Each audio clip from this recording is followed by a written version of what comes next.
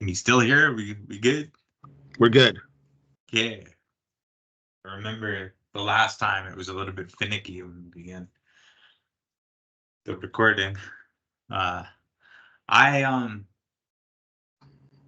yeah, okay. Let everyone know they're being recorded. Stop recording. I actually I do have, I guess you could say, like an initiation into Sri Vidya. Through the Sarvanaya initiation that I took, because that's inclusive of Sri Vidya and Trika and like multiple different kinds of tantra. So when you get initiated in Sarvanaya, you get initiation in multiple different tantric. That's interesting that the whole initiation thing, right? That is something I guess we could discuss on a level of like, what is initiation, right? What is that? I think we both are on a pretty similar mindset on that regard, at least in regards to initiation. Like, I don't necessarily believe that the ritual of initiation is valid, and more so than the internal process, right? We've discussed that a lot, especially when I was first getting interested in Kashmir Shaivism like 2 years ago or something. That was a big thing for myself, and probably a big thing for a lot of people, of this what's seemingly self-initiatory path in the Trika of Lakshmanju, right? Right. I was doing I do bibliomancy. Like I before work, I usually will take out my Bhagavad Gita and I'll just like let it take me to whatever verse it wants to remind me of, right? I'll just open it up, see what it wants me to read. And the other day, I was reading chapter 4, verse 34 in the Bhagavad Gita in the light of Kashmir Shaivism. And in that verse, Swamiji talks about how this normal process of initiation, where like the devotee comes to the master and has to prostrate himself before the master, and then takes a mantra from the master. He goes, his words. I'm going to use his words, but then I'm going to add to them. But he calls it fraud, right? He goes, this is fraud, right? The real initiation comes from the masters that are within yourself, like the inner master, the inner guru, your own organs, the purified organs. They're the real masters. And this is what really begins initiation, is following this internal path, like where your internal organs are. And the reason I can use organs is because, for example, like we have a logical part, right? We have our mind and we have a logical part. So we're not being initiated by our mind. We're not being initiated by our logical part. Like, we can think about things, we can rationalize, but what's really pushing us forward is our desires, or this internal organic impulse. We could say these internal impulses are pushing us into certain places. And it's like we're being guided by that. Like our mind and our intellect is trying to process all of these internal feelings, these impulses, which I believe come from our organs. And so our organs, as they become purified, they push us into different places to understand all this stuff that's going on. And when he was talking about how this is fraud, but then he clarifies and he says, at the very beginning, we have to give the devotee who's not very purified or doesn't have a strong intellect something to hold on to, right? We give them the single mantra. We tell them to repeat the mantra. This is the beginning of initiation for people who are at one of the lowest levels of the path. And he goes, so it's not bad that we give people. It's not bad that they engage in the seva of the guru, right? Like doing works for the guru, doing whatever the guru says, prostrating before the guru, taking the guru's mantra. So like he's not completely like throwing this away and say this is no good. Because in other parts of the Bhagavad Gita, he talks about how like one should still engage in the pujas everybody else engages. Like one still should do the stuff everybody else does. So he was like, okay, if this is helpful for people, go ahead and do that. Like go ahead and, prostrate before the guru, take the guru's mantra, become initiated in the traditional way that everybody else does it, like in the external way that everybody does it. So it's not necessarily a bad thing, but he's saying, but in this Kashmir Shaivism way, in this like more deeper understanding of things, you're going to be initiated by yourself. And it's in that verse. He does commentary for like 3 pages. So in one of the pages, like second page, he talks about how He's like, I'm not the guru. Like, don't come to me. Don't ask me. I'm not the one to be prostrated before. It's like that guru is inside of you. So inside of you, there's a guru who is the master, who must be prostrated before, who must be asked these questions. And you have to do seva or sheva. I mean, different people call it different things. That, selfless service to the master who is within, right? So he's like, by taking care of the organs, by doing what the organs want. That is seva. And so it changes that understanding of selfless service in a huge way. Like before, selfless service is like, I'm going to a temple, I'm gonna feed their plants, I'm gonna water their plants, I'm gonna sweep the temple, I'm gonna do whatever the guru wants, I'm gonna fix their toilet, whatever. That's like the more outer traditional understanding of service. But then Swamiji, if you really understand what he's saying being selfish is sheva. Being selfless is that selfless. Being selfish, listening to your inner organs, listening to your inner master, serving that inner master is true selfless service, which for me kind of goes into the territory of the almost like going against taboo nature of the Kaligvla system. Where like the Kaligvla system's like, okay, break all the taboos. That's kind of like that whole like antinomian feeling to it, right? This left-hand path kind of taste to it, where selfless service isn't about doing selfless service to others. Selfless service is about doing it to yourself, to the guru inside of you, right? And it's not the little self, it is the big self inside of us, the big Shiva inside of us. Because that's where we're trying to get that big Shiva to come out. We want that like, big. It would be like the Atma within us, or the Shiva within us. The Paramatma. We're trying to get that supreme being to show himself more, because really, ideally, in this path, we're supposed to be quieting down a lot, listening to our breath a lot, and listening to ourselves, listening to that deeper part of ourselves. So it's almost like, the self that we are, the person that we think we are, is like noise. It's like white noise, and our job is to do practice to kind of settle that noise, so who we really are emerges from that noise, and then we can hear within ourselves who we really are. So really, it's about like going past the noise that's inside of us through practices.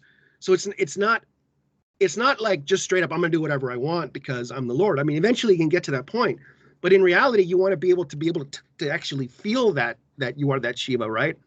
So you got to go through the levels, you got to do the work. You got to do the work, right? Most people, they get these teachings, and I see them, they destroy themselves because they're like, okay, I'm already here, I'm at it, I can do whatever I want, and that's fine, you can, but then you do all these horrible things, and you destroy yourself, degrade yourself, and you fall. Which is, I guess, part of the process, part of the teaching. Because isn't that like that basically sums up like the Western left-hand path, doesn't it? Yeah. I mean, it really does. It really does, and that's also part of it. Like Swamiji in chapter 16, the Bhagavad Gita, he talks about this. He goes like, those individuals who have like a demonic, like if they have a demonic character, right? So meaning like they have a rajasic / tamasic character, like the predominance of their qualities and of their personality are tamaso rajasic, then they're going to create hell for themselves, and they're going to fall into a hell, right? They're going to be, because they're demonic, right? That's the translation is demonic, but it's that they're asuric in nature. They have the tamaso rajas guna predominant in them. So what they do is they keep falling into deeper and deeper hells, and he goes and he says, and that's okay, because that's part of the learning process. Eventually, that suffering that they experience, it may be in a million years, maybe in a million lifetimes, will eventually make them rise again, right? So that's why Swamiji is always so like, that's okay, just let people do whatever they want, because in reality, they're only causing hell for themselves, and in reality, that hell that they're causing for themselves is part of their practice, their sadhana. Like it eventually will lead to them rising. Right. One thing that I found to be consistent, at least in Kashmir Shaivism versus a Western school, we'll say, like, I don't want to speak too much on Rosicrucianism, for example, but this notion of invisible masters and the initiation being an internal process, that is common in Rosicrucian schools in the West. And when Swamiji talked about initiation through the yoginis to go up into Shambhavapaya. Did you read or remember him speaking on that? I don't remember that part. I mean, it's kind of connected to some of the stuff that I've been working on recently, but I don't remember him specifically talking about going up into the higher, and talking about the yoginis. I don't recall that. Okay, well, he, in one of the Shastras, Secret Supreme, I think, it's either Secret Supreme or it's Shiva Sutras, one of those two. He's talking about how, like, going up into Shambhavapaya will require the push of, like, the guru. Like, the guru, you need to become one with the guru. Like, basically, your breath needs to become one with the breath of the guru. But it's not like, but what he's talking about, uplifting someone up into Shambhavapaya, is not necessarily a physical initiation ritual. It's more of an internal initiation by the guru, where the guru and the disciple becomes one. And then in that union with the disciple and the disciple gets a glimpse of what the guru sees, which in this state of Shambhavapaya. But he said the alternative way is through the yoginis and the internal yoginis, who are like invisible masters, which can initiate someone into going up into Shambhavapaya. Is another way without the reliance of a guru. And in the Rosicrucian school, they speak of all initiations being carried out by invisible masters. So subtle beings. And I also often wonder about her initiation. Lalashwari? Right. Devi? Like, she wandered into the forests, and then allegedly her master was named Sitanatha. And the fact that he's named Sita could imply that he was a subtle being, like he may not have been possessing a physical body. And that has been speculated about Lalashwari Devi, is that her guru was actually, like, for lack of a better word, like a disembodied guru. Well, that's something that I mean, we can talk about, but that I've been actually doing more work into, and connects to some of the stuff that I've been doing more work with and recently, and it has to do with the nature of reality itself, the nature of the physical world that we see, and the way that this particular world, for example, like we beings in the Kali Yuga who are full of the tamasic guna, we primarily are set on the reality of reality being this external world that we see, right? These people that we see, these events that happen externally, that's to us is the real. But as you become more internalized and more introverted, there comes a point where you have disconnected enough from the external world, or from the external world being real, by whatever reason, whether through knowledge or practice or both.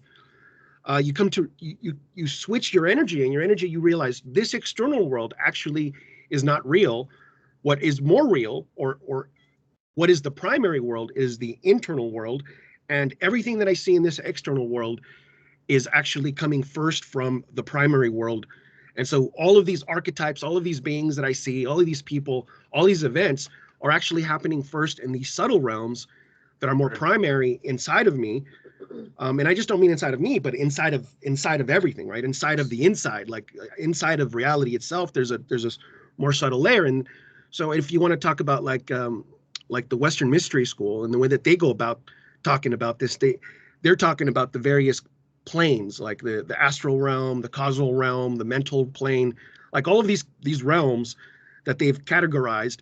So we could say, like, as a person becomes has more knowledge of the way things really are, they start to see that this external world really is happening as the result of more subtle planes, more subtle realms, more subtle realities inside of us. And so when for example, we get reincarnated, when we die and get reincarnated, like where is our self going? Our self loses this physical body, and it goes into this higher realm for a moment, where it's storing everything that we are, our personality, our memories, everything that we've experienced, and then it comes back into this realm, right? So in the same way, these masters, when they die, where do they go? Well, ideally, if according to our teachings, they don't go anywhere. They become one with the supreme everywhereness. But at the same time, this is something that I've been really meditating on, is that because the totality of being, the totality of the one Lord is happening always at the same time, where past, present, and future is always existing, anything that has ever happened will continue to exist forever and ever in full fidelity. So whatever masters that have existed in the past are still existing today now in full fidelity, and we have complete access to them now. And we could even say that the imprint that they created while they were here, that they imprinted themselves into this world and the subtle planes of this world, so that their personality, their mode, their power still exists as an accessible energy that is here for us if we become still enough and attentive enough and tuned to it to pick it up, right? Well, that's what Swamiji said to his devotees, to his direct disciples before his Mahasamadhi, was he said that he, like his close disciples, I'm thinking of Lawrence Small mentioned this actually. Do you know Lawrence?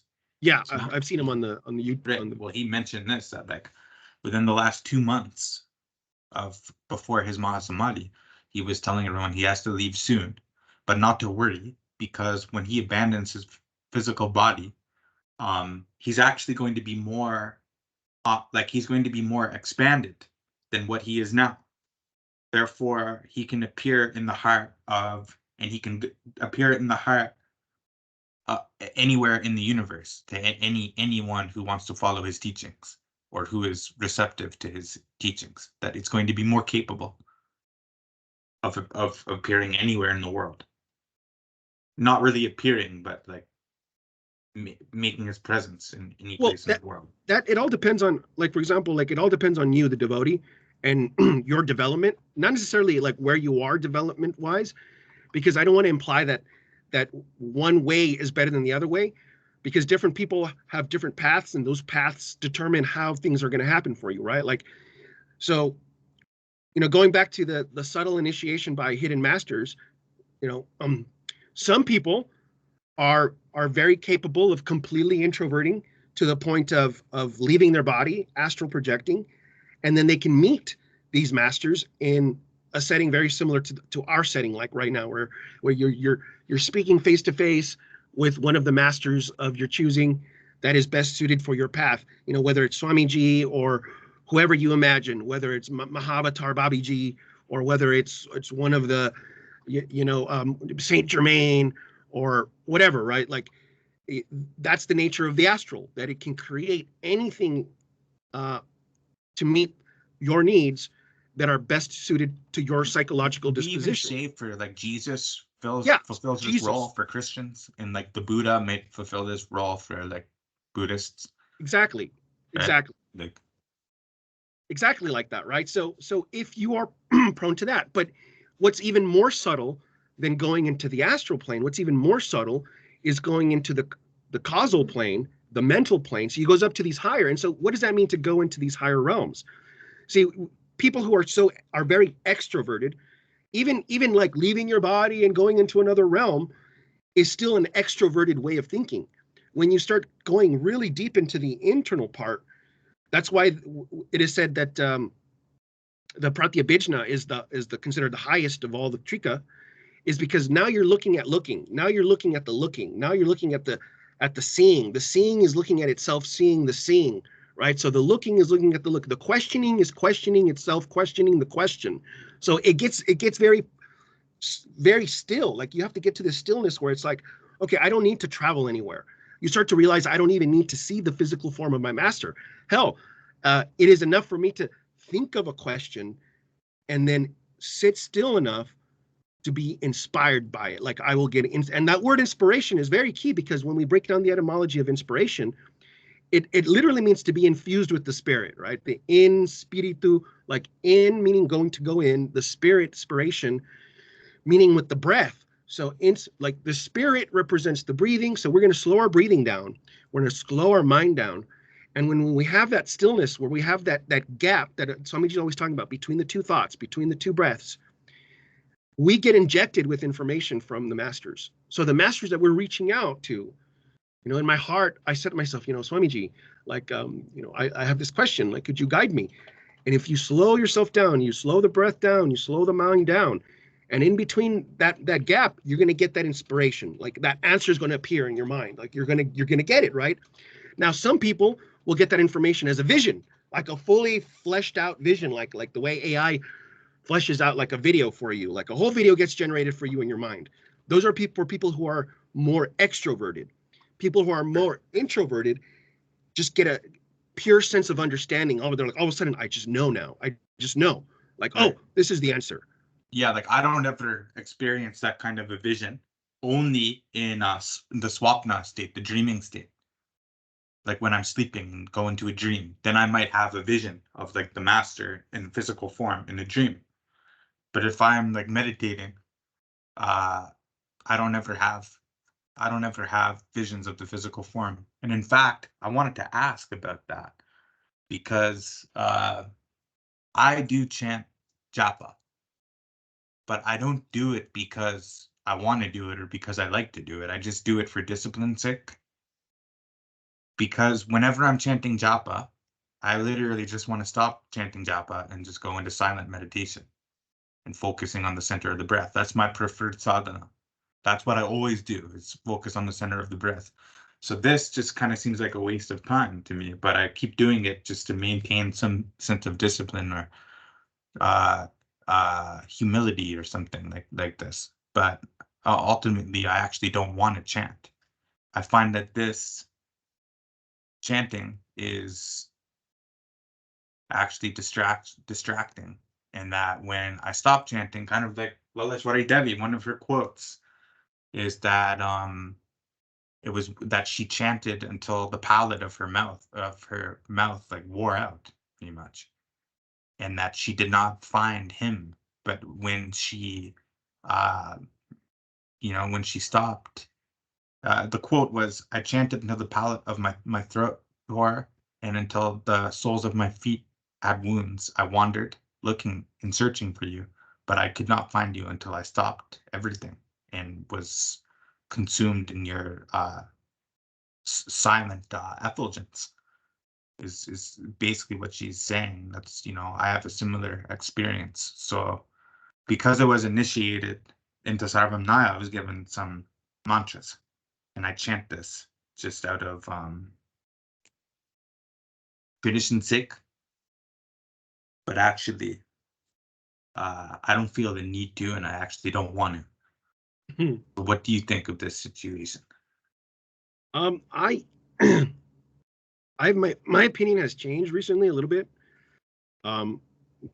Now because like when I think to myself, I'm like, okay, I'm speaking a lot less now, especially about these things. But like, okay, if I am going to say something to people, who is my target demographic? Who is my audience, right? And so if I go, okay, well, if I'm going to be speaking to people in general, then people in general, I'm going to speak to them for what they need. And so more than anything, I think people need discipline. Like I absolutely think people need discipline. I think they need to be doing something where it repeats itself over and over and over again. But then there's people who don't need that, who've already like have lifetimes of practice, and they're coming in to finish off their yoga. And that's talked about in the Bhagavad Gita. That repeats itself a lot of times, where you will come into a body one more time to just finish your yoga, and you're at the end of your work, while most of these other people are at the beginning of their work, right? So what I think it can be a very great thing. In fact, it can be one of the cornerstones of practice to do japa, because one of the main things that people need to do is purify their mind, purify their body, purify the impressions of their mind. They're full of all this social media. They're full of all this trauma. They're full of all these negative impressions, these negative thoughts. And japa is great for just cutting through all of that, like re-imprinting. So I would much rather have somebody do japa than to try to do the very difficult path of remembering God in everything that they do, right? Right, but it's very difficult. But isn't the recitation of the center of the breath, which is the preferred sadhana I choose, isn't that a kind of japa in itself, because it's a repetition of the central vein? And that's definitely a higher samana. practice for sure. That's definitely a higher practice. Like a chapter 12 of the Bhagavad Gita goes into the various levels of practice, and it says like knowledge is better than practice. So what does it mean? What do you mean by knowledge? Like, so sitting down and reading the Shastras and digesting the knowledge is better than doing puja, than all these pujas, right? So when we do the pujas, that does something for us. But what's going to do more than that? Knowledge. So sitting down, like bathing, making a space for your books, making a spot for where you're going to read, like that is a better puja. That is a better practice. That gives you more results, sitting down and reading the Shastras, than doing like the puja thing where, there's this huge temple and you have all these people going around the lingam and pouring stuff on it and lighting flowers and doing the fire and the ringing the bell. That is considered like not as good as sitting down and reading. But they're saying now, it says, what is better than sitting down and reading the Shastras and internalizing it? It's meditation. So when we start bringing the mind and the senses onto themselves, and we start focusing on the breath, and we start using the breath as our japa, that is in that category of meditation. So it's definitely higher than physical. And then at the doorway of samadhi, or the gateway of samadhi, you need to leave the breath as well. Like the breath even gets discarded. At least I find that the breath, like the focus on the center of the breath, samana, that is just a purification before the entry into the samadhi or the Shiva bhava. And then that gets left too. That's where we start getting into the more esoteric understanding of what you were saying earlier about the guru and you becoming one, right? So you're the devotee breathing. You're focusing on your breath. Who's breathing? Me, the devotee, is breathing. And what am I trying to do? I'm trying to merge with the mind of the guru. Who's the guru? The guru's inside of me, but I don't have access to him yet. But I know he's there. And when my breathing aligns with the mind of the guru, that's when I get entry into that experience, which is the guru, right? So when my breath finally aligns with the breath of the guru who is inside of me, that's what you're talking about, that where the breath is abandoned momentarily, even if it's for a moment, and we get entry into that experience, right? And that experience is incredibly important because it's like if we go into the older Vedas, it's the whole point of the Vedas is to acquire the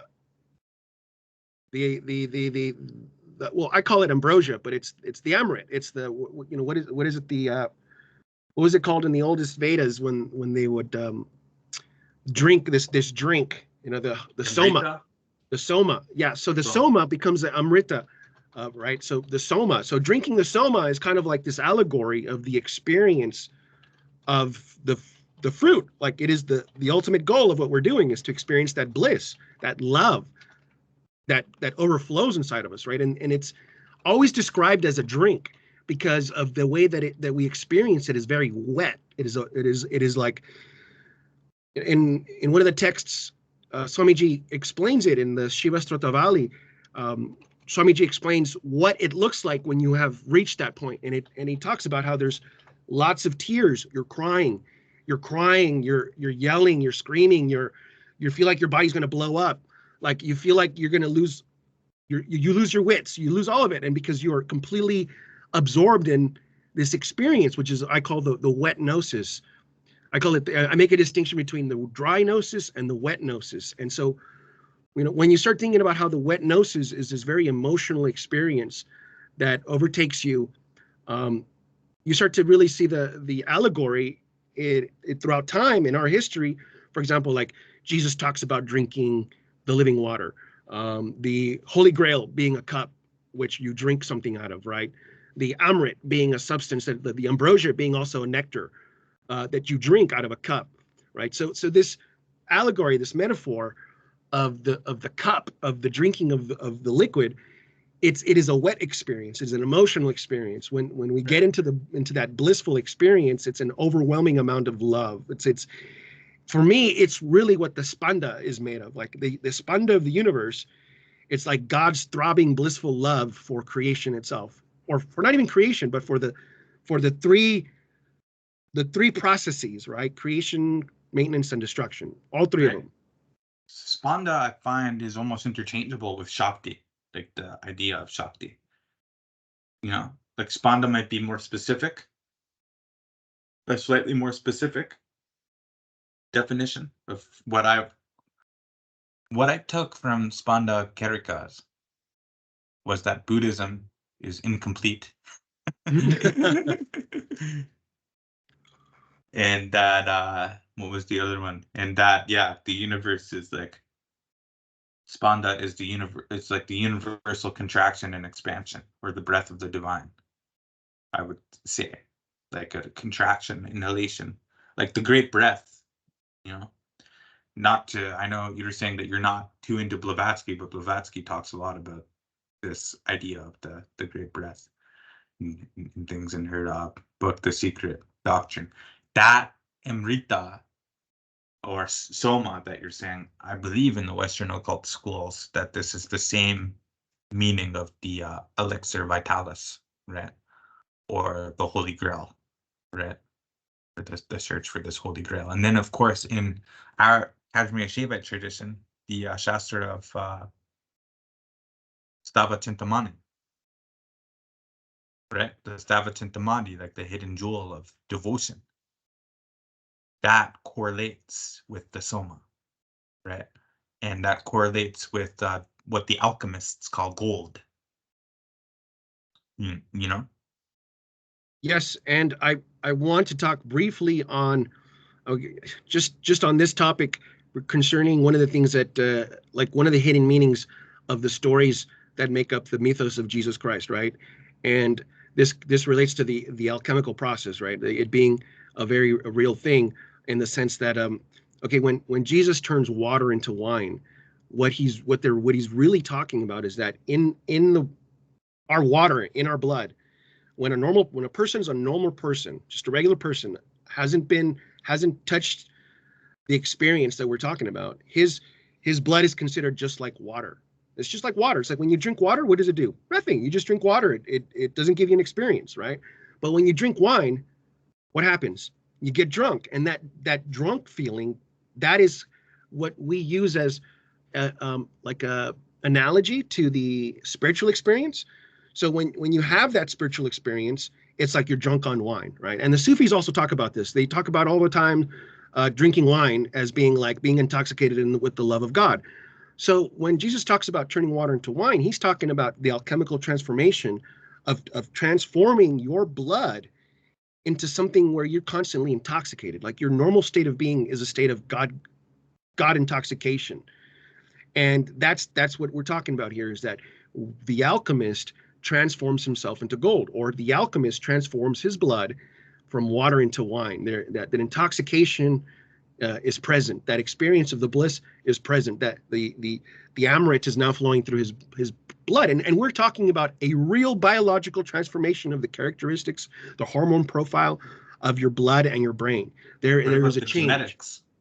And also the genetics change too. I mean, we have all these genetic changes, these epigenomes, these genomes that are just sitting there that get activated and all of a sudden start taking over and doing new things that aren't normally activated when the individual hasn't.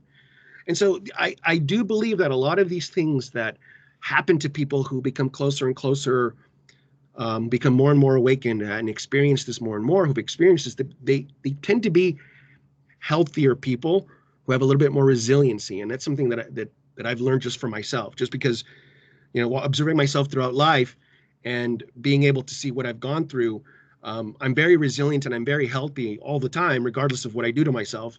And I do attribute that to the experience of having drunk this drink when I was a kid. And this is one of the reasons why I do not completely reject Christianity, because my experience came very early on. And it really does connect to, I kind of want to bring this conversation back to Shakti, to the goddess, which is like in my very beginning of my spiritual practices.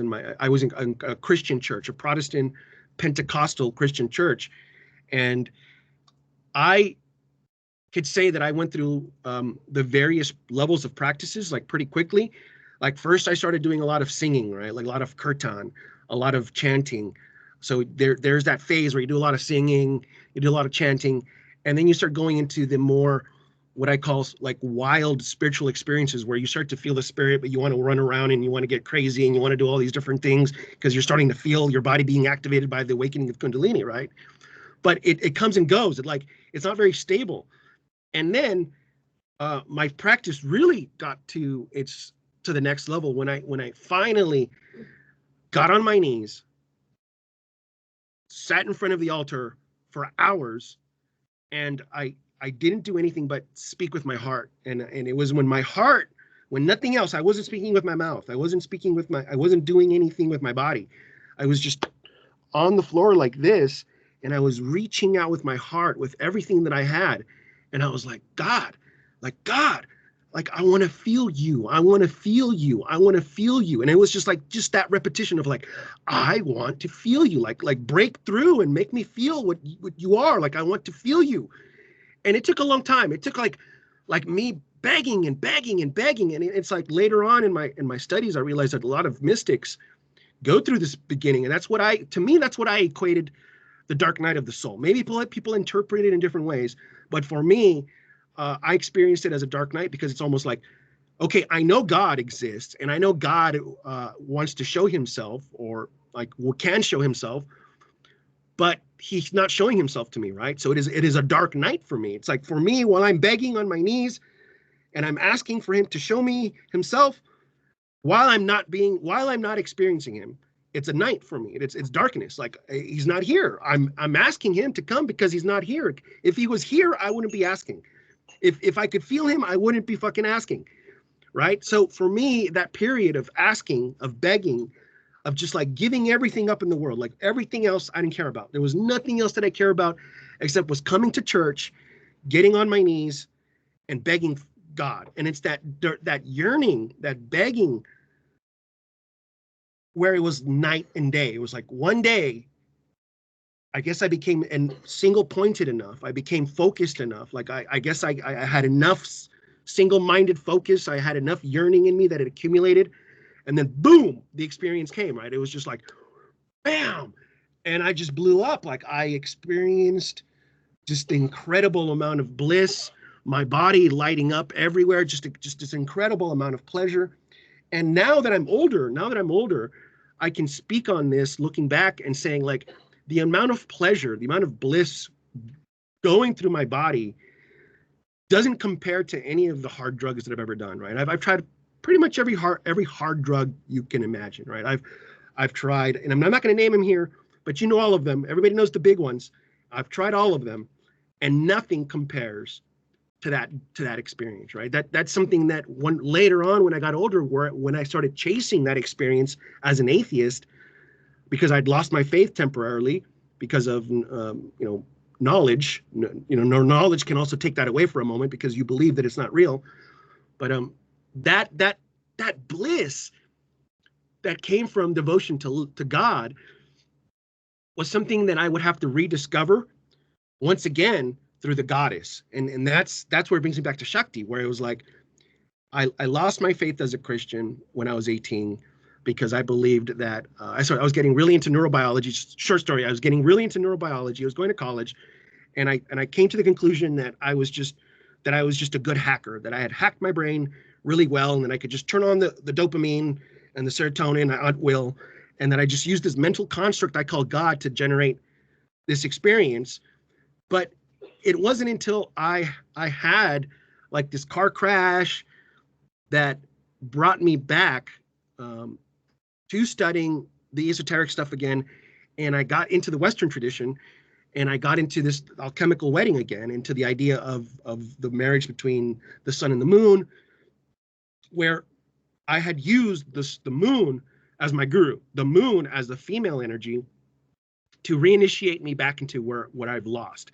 And so this is where my introduction to Shaktism comes in, where here I am, I was an atheist for 10 years, believing that there was nothing, I was just delusional, that I was crazy. I was a psychology student, so I diagnosed myself with all kinds of different things. I'm like, oh, you know what?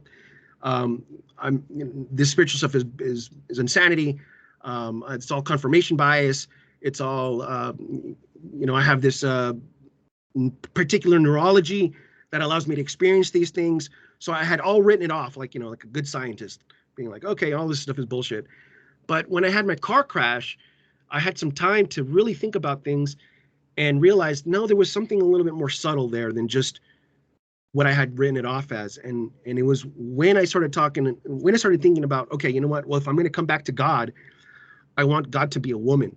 I want God to be the nurturing, beautiful energy. Like, I don't want to come back to God, the father of Judaism. See, I didn't want to go back to the God of the Jews. I didn't want to go back to the God of Christianity. I didn't want to go back to that because to me, it wasn't very life embracing. I wanted to go back to God using the path where it was a woman that was God, and it was a beautiful woman who was going to initiate me into the mysteries.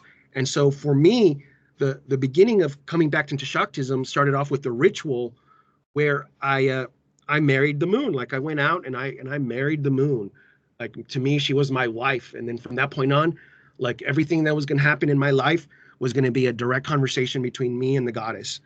And that's where it started. At first, it was like the moon is my wife and I'm supposed to become the sun. And the whole idea was that the relationship that was going to be set up here was that, like, I was supposed to be her husband, but I wasn't ready, right? Like, I wasn't ready to be her husband. Like, I didn't have the qualities. I wasn't good enough for her yet.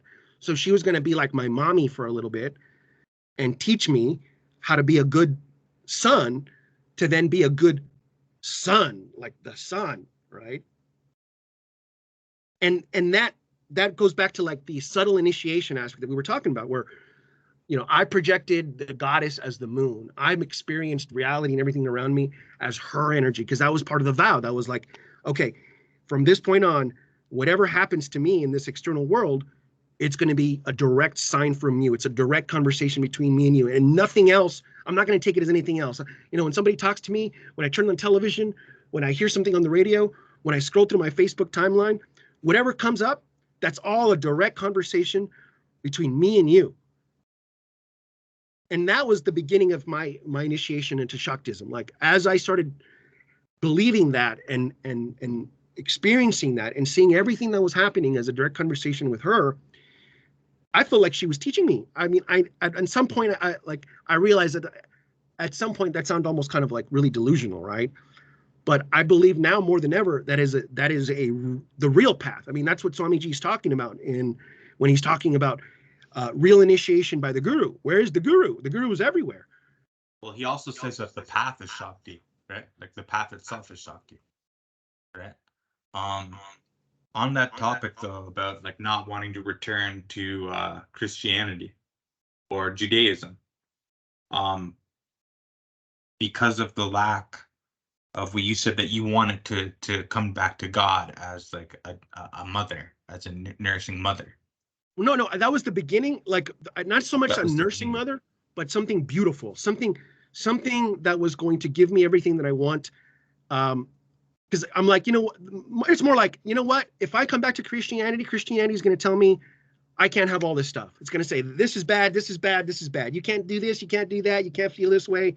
And I didn't want to go back to a God that was going to make me feel bad and restrict me from enjoying the world, right? So I wanted to go back to God in a way where God was going to love me and let me be who I am, and let me enjoy the world. Where I wanted to see God everywhere. I wanted God to be, so I wanted God more to be a sexy woman. Say, I wanted God to be a sexy woman, a sexy wife, my partner. But as I started treading that path, I had to be honest with myself. And in that moment of honesty, I realized, you know, she made me, and I'm gonna start talking like this. Is that she made me realize that I wasn't good enough yet to be her husband.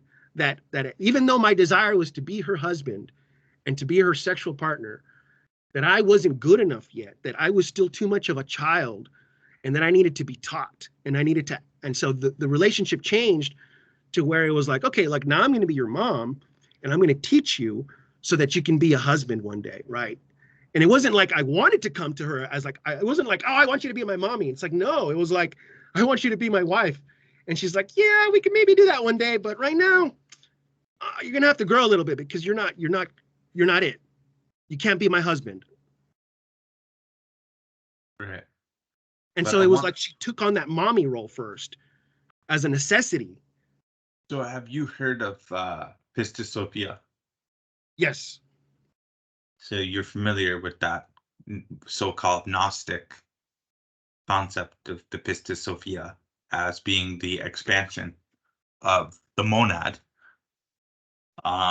in like Gnostic Christianity, for lack of a better term, which, as you know, like rejects the God of Abraham. Do you think that there is validity in that? I think so, but this brings us into a deeper level of Shaktism, right? When we start getting deeper and deeper into Shaktism, it was like, okay, all right, goddess, you know what? I want you to teach me. I want you to show me. I want you to be gnosis for me, right? Like you're gonna teach me. And so she's like, okay, I'm gonna teach you. I'm gonna show you. But first, I'm gonna have to show you all my forms. I'm gonna have to show you how reality is structured. And so she's like, look, me, I am the supreme goddess who exists outside of reality, yet I emanate all of reality by creating three forms of myself. I create three goddesses, lesser goddesses, daughters of mine. So these three daughters of mine, there's three Shaktis, right? So there's Sattva Shakti, there's Rajas Shakti, and there's Tamasic Shakti, right? And so that immediately was like, oh, wow, that opened my eyes a little bit because I'm coming from a system where there's only good and bad. And now she's showing me how there's not just good and bad. There's bad, middle, and good. And so for me, Red Shakti or Rajas Shakti was the most like amazing, like mind-blowing understanding, because for me, it was like, oh, okay, well, from the Western side, we have this idea that, oh, okay, this physical world that we're in, the demiurge, the evil one. Well, if you go over to Shaktism, Shakti will be like, no, this person you call the demiurge, this person you call the world, that's Tamas Shakti. That's Apara Shakti. That's only one of my daughters. Okay. So those, when you're talking about Sattva Shakti, Raja Shakti, and Tamas Shakti, that is correlated with Parasakti, Parashakti, and Apara Shakti, right? Exactly. Okay. Which is the same as Agora, Agoratari, and Agora. Exactly. Right. So, like, in saying that the Western understanding is that this world is illusory and filthy, it's kind of very similar, actually. Like a lot of like Shakti and Gnosticism, and even like a lot of like mainstream Christianity and things, and maybe like Judaism, where they view the world as being like a filthy, like dominion of like what the Gnostics would call Yaldabaoth, the Demiurgos, or what the Christians will say that this is Satan's playground, pretty much, like the world, right? It's actually very similar to Advaita Vedanta or something, right? Or to like Buddhism, where they acknowledge that the physical world is either an illusion or that it's something that's degraded. But there is Western schools, well, for example, the Rosicrucians, that would say that the world actually is a divine expansion of the one, or the cosmic, or Shiva, for what we would call Shiva. And there were schools of Gnostics in the early times of Christianity that were not so dualistic, like the Valentinians, for example. Valentinius, in his school of Christianity, did believe that the demiurge was more so the the limited ego, and that it was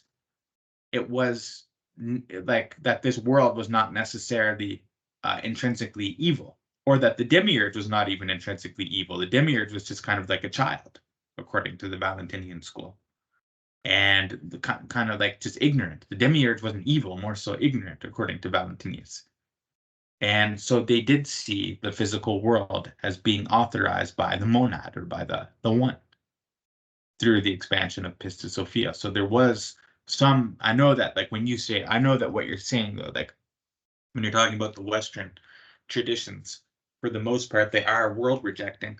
But in the same way, for the most part, the Eastern traditions are world rejecting too, right? They are, and they become.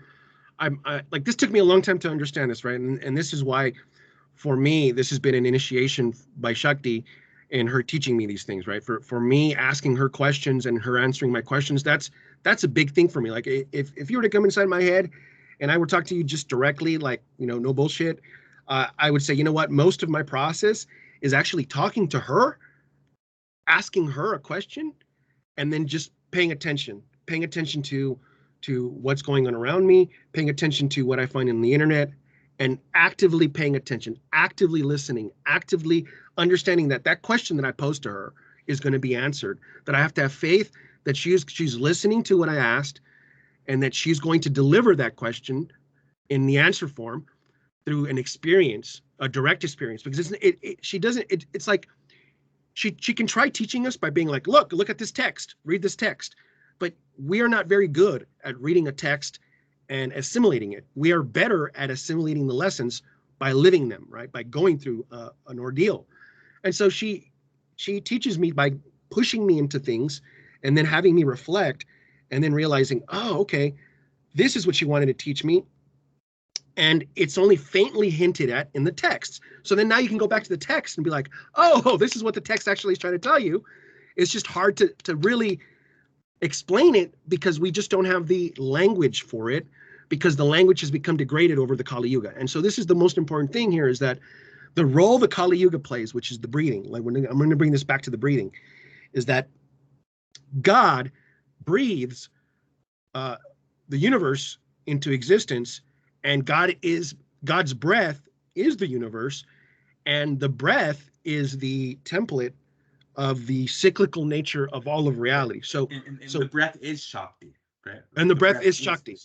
And the breath is Shakti. It is the spirit, right? The breath, the spirit, the supreme spirit, the supreme Shakti. And so one of the main things about this is that being, existence, cycles between night and day, between sun and moon, just like night comes, day comes, night comes, day comes. So is the cyclical form of Shakti. And so we here in this middle world, which is Earth, are in the night period. We are in the nighttime. We are in the Kali Yuga, where night is predominant and day has almost completely subsided, right? And that's very important, because we have to understand that, like, we have this place of being, which is this reality. The Earth is like the stage in where the play is happening. And then the characters on the stage are, of course, us, the individuals, the actors. But then there's also the props, the setting, like the sun and the moon come and go, right? And so part of what's going on in the play is that the three Shaktis, let's come back to the three Shaktis, is that there was a point in time where it was day, where it was the golden age. And Parashakti, Supreme Shakti, Sattva Shakti, Saraswati Shakti was predominant. And the world was in a much more ordered place, and things were very different. Even the wildlife was different. We had different types of wildlife here, different types of plants. Can we say that this, when you say Saraswati Shakti or Parashakti was predominant, this is also like Tripura Sundari Devi of the Sri Vidya? Which one? Tripura Sundari Devi. So like the beautiful 16-year-old like goddess who was in her youth with the instruments and things, right? Right, exactly. Like she is the most beautiful one, the one who see there's a little bit of like, we could go into that subject a little bit more and take it apart. We could even say that Tripura Sundari Shakti might be the one who is actually even higher than Parashakti and holds Parashakti and the other three in her lap, right? But what's interesting is that this beautiful Mahatripura Sundari Devi, according to Sarvamanaya, is the southern expansion of Pasupati. So like five-headed, like Panchashiva, right? The southern face of Panchashiva is Agora, which is, Agora, from my understanding, is associated with, there's Vamadeva, but Agora and Agora energies are associated, and I associate them with Vama Shakti, like Vama energies, right? So I was always curious as to why the southern transmission of the Agora face gives rise to Tripura Sundari Devi in accordance to Sarvamnaya, because this is the beautiful goddess. You would think that this Agora transmission would give rise to a fierce goddess like Bhadrakali or something, right? But the reigning goddess of the southern transmission is Tripura Sundari Devi.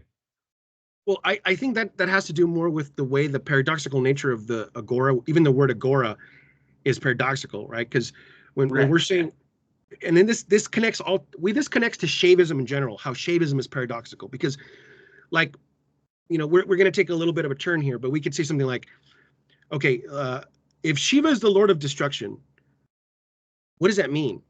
And if we really get into it, we realize that, okay, well, Brahma is the creator of the universe, and Vishnu is the sustainer. So what does that mean? That means that the creation itself, like the creation that we're in, the energy that we're in, and the preserver of that energy, the preserver of the patterns within that energy is Vishnu. That means we're in Maya. That means we're stuck inside of Maya. So that means that these beings are making sure that we're stuck in Maya, that we're following the patterns of Maya. So how do we get released from that? By destroying that. So when we destroy those patterns, we destroy the order of Vishnu, we destroy the creative power of Brahma. What's left? The truth, the real truth. That is the substratum of Maya. Right. So here Maya is this creation. So we call Maya Shakti, and then Lord Shiva, or the supreme God, the supreme being, is the substratum of this, giving. So beyond the world, the true truth, the supreme truth, can only be accessed when we destroy what we consider this truth of the world, the truth of the world. So here Vishnu comes in as Sattva Guna, and he gives us this truth that is accordance to the Sattva Guna. But Agora is trying to get us to go beyond even Sattva, to go beyond even that, to go that even Sattva is a form of lies, that even Sattva is a form of illusion, and that there's a truth that exists beyond truth, like a supreme truth, like truth, extra truth, right? And I feel like the reason why the South is associated with that teaching is because, well, in South, when we're doing South, it's like we're talking to somebody, we are giving instruction, and that represents the guru-disciple relationship. That represents the transmission of enlightenment from one to the other, and that is like a very direct path. That's like that form of doing things is distinct from all these other forms of spirituality. This direct form of telling me telling you, hey, look, you're like the supreme being, and all of these three energies that cover you and they delude you. That is a very direct and special transmission that is more associated with the left-hand path than the right-hand path, where the right-hand path, you're like, okay, God's over here. I'm going to go be a good boy. I'm going to do those right things, and then God's going to grace me, right? That's preparing you eventually for the left-hand path, where you're like, oh, okay, I did all this stuff. I've developed my intellect, purified my body, and now I get to understand the truth, the Agora truth, that the non-duality, this direct understanding that, the very consciousness that is at the very center of my perception is God, and that everything else in that perception is the Maya, the gunas, manipulating that God, like manipulating God's own perception of himself, right? So that clear perception of things, for me, is a complete destruction of the influence of the gunas. That is why I'm always like, Shaivism leads to the truth, because these other two paths just get you more stuck in the Maya. Like they promote being more involved in the rituals, in the temple, in the family, in the upholding of societal norms. But Shaivism's like, no, we're done with that. We're going to destroy all of this. But ultimately, they all are aspects of Shaivism, right? Because like Sarsti, Brahma, Stahiti is Vishnu, right? In this path, and we're talking about, Shiva acts as the supreme being, right? So we have to remember that like outer form of Hinduism has these three forms, and they're all the same. And then they're like personalities of the one God. But in Shaivism, Shiva is the one God. And then Shiva creates even a mini version of himself. So even in Shaivism, there's like a mini Shiva, which we call Rudra. And so Rudra acts as the Tamas Guna Lord, right? Right, yeah. So I always describe that because they're always saying that Shiva is, like when I talk to other Hindus who I meet here, they're saying that Shiva is the god of death, right? And I always correct them, and I'll say that Rudra is the god of death. Not that what they're saying is wrong, but I'm trying to instill an understanding that Sarsti, Stahiti, and Samara, or Brahma, Vishnu, and Rudra, they are all just different activities of the one Brahma Shiva.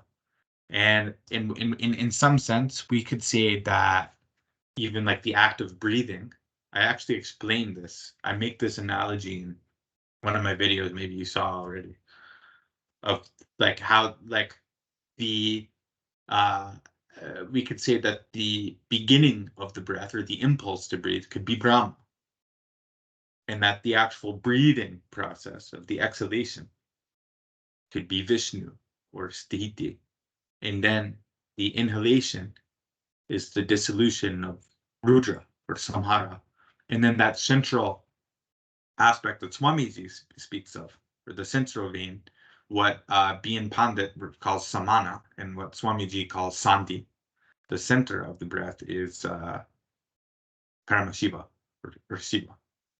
It is. It's more like it's like a gateway to Shiva, right? Because these three forces are happening like here, and then there's the substratum, which is so, and the Sandhi is like the place where they meet because they're going from one to the other, right? So as these three forces are transforming from one to the other, where is that transformation happening?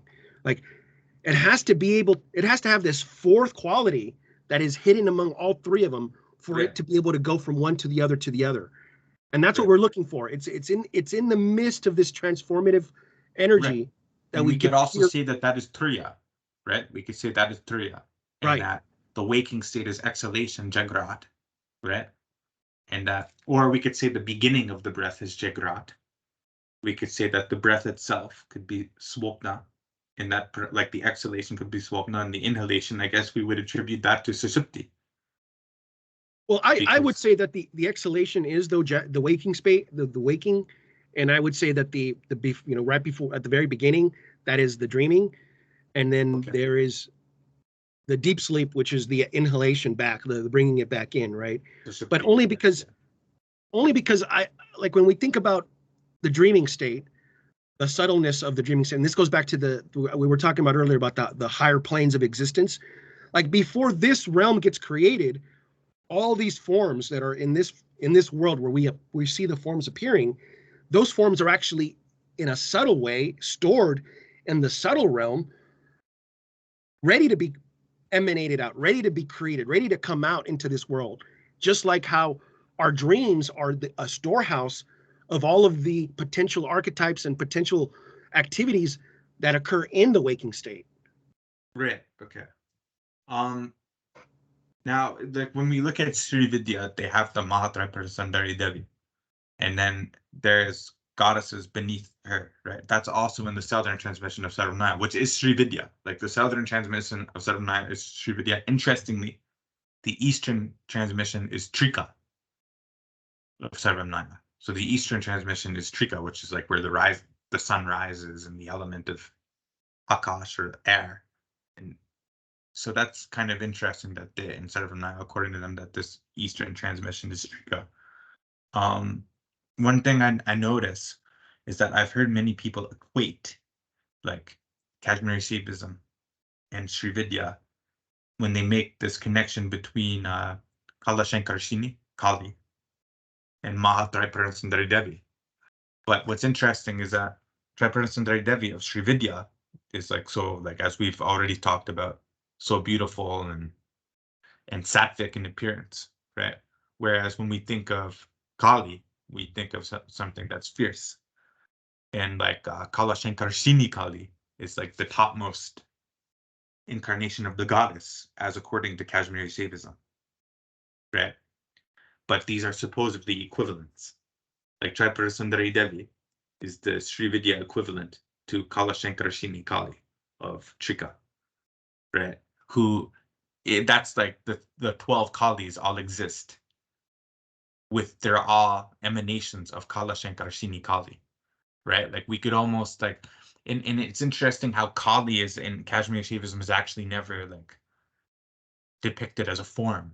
Like there's no murti of Kali. I think that they wanted to keep the 12 Kalis completely internal. They did not want to like have the goddess actually visualized in Kashmir Shaivism, right? Because I've never seen like any form of Kali that is accepted in Kashmir Shaivism, right? Even I don't even know if there's yantras in the Trika tradition. There isn't Sri Vidya, but I'm not even sure if there is like well, there is like symbols, but I don't know if they're like as elaborate as what we would find in Sri Vidya.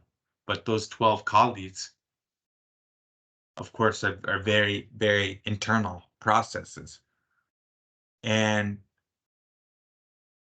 one question I would ask you is, are those Kalis in our tradition, are they different aspects of Rudra? Are they actually just different aspects of Rudra? Because all of those 12 Kalis are engaging in the process of devouring our limited perceptions. It's, this is a hard thing, because it's like all of these different traditions are all aiming at something. They're all aiming at the same thing, right? That's not something that we have to remember, is that all of these traditions are trying to aim at a very similar experience and understanding of reality. And what happens is that over the thousands of years of mixing, and this is, going back to the Kali Yuga that we're in the night right now, because of the mixing of the Kali Yuga, because of the depth of the night of the Kali Yuga, we forget. Like, a lot of these traditions arise from forgetting and then transmitting information, even though we've forgotten it. And Abhinahuga talks about this, how the gurus, they lose their power and they forget and they just repeat things and they just pass these on. And so it's like, when you look at what's being transmitted in these traditions, it's kind of like knots. And these knots are strings of trying to remember something. But it's like, you made the string to remember this idea, but you forgot what you were trying to remember with this string, but you still pass on the string. You're like, here, right, do all these knots in your hand. This represents the goddesses.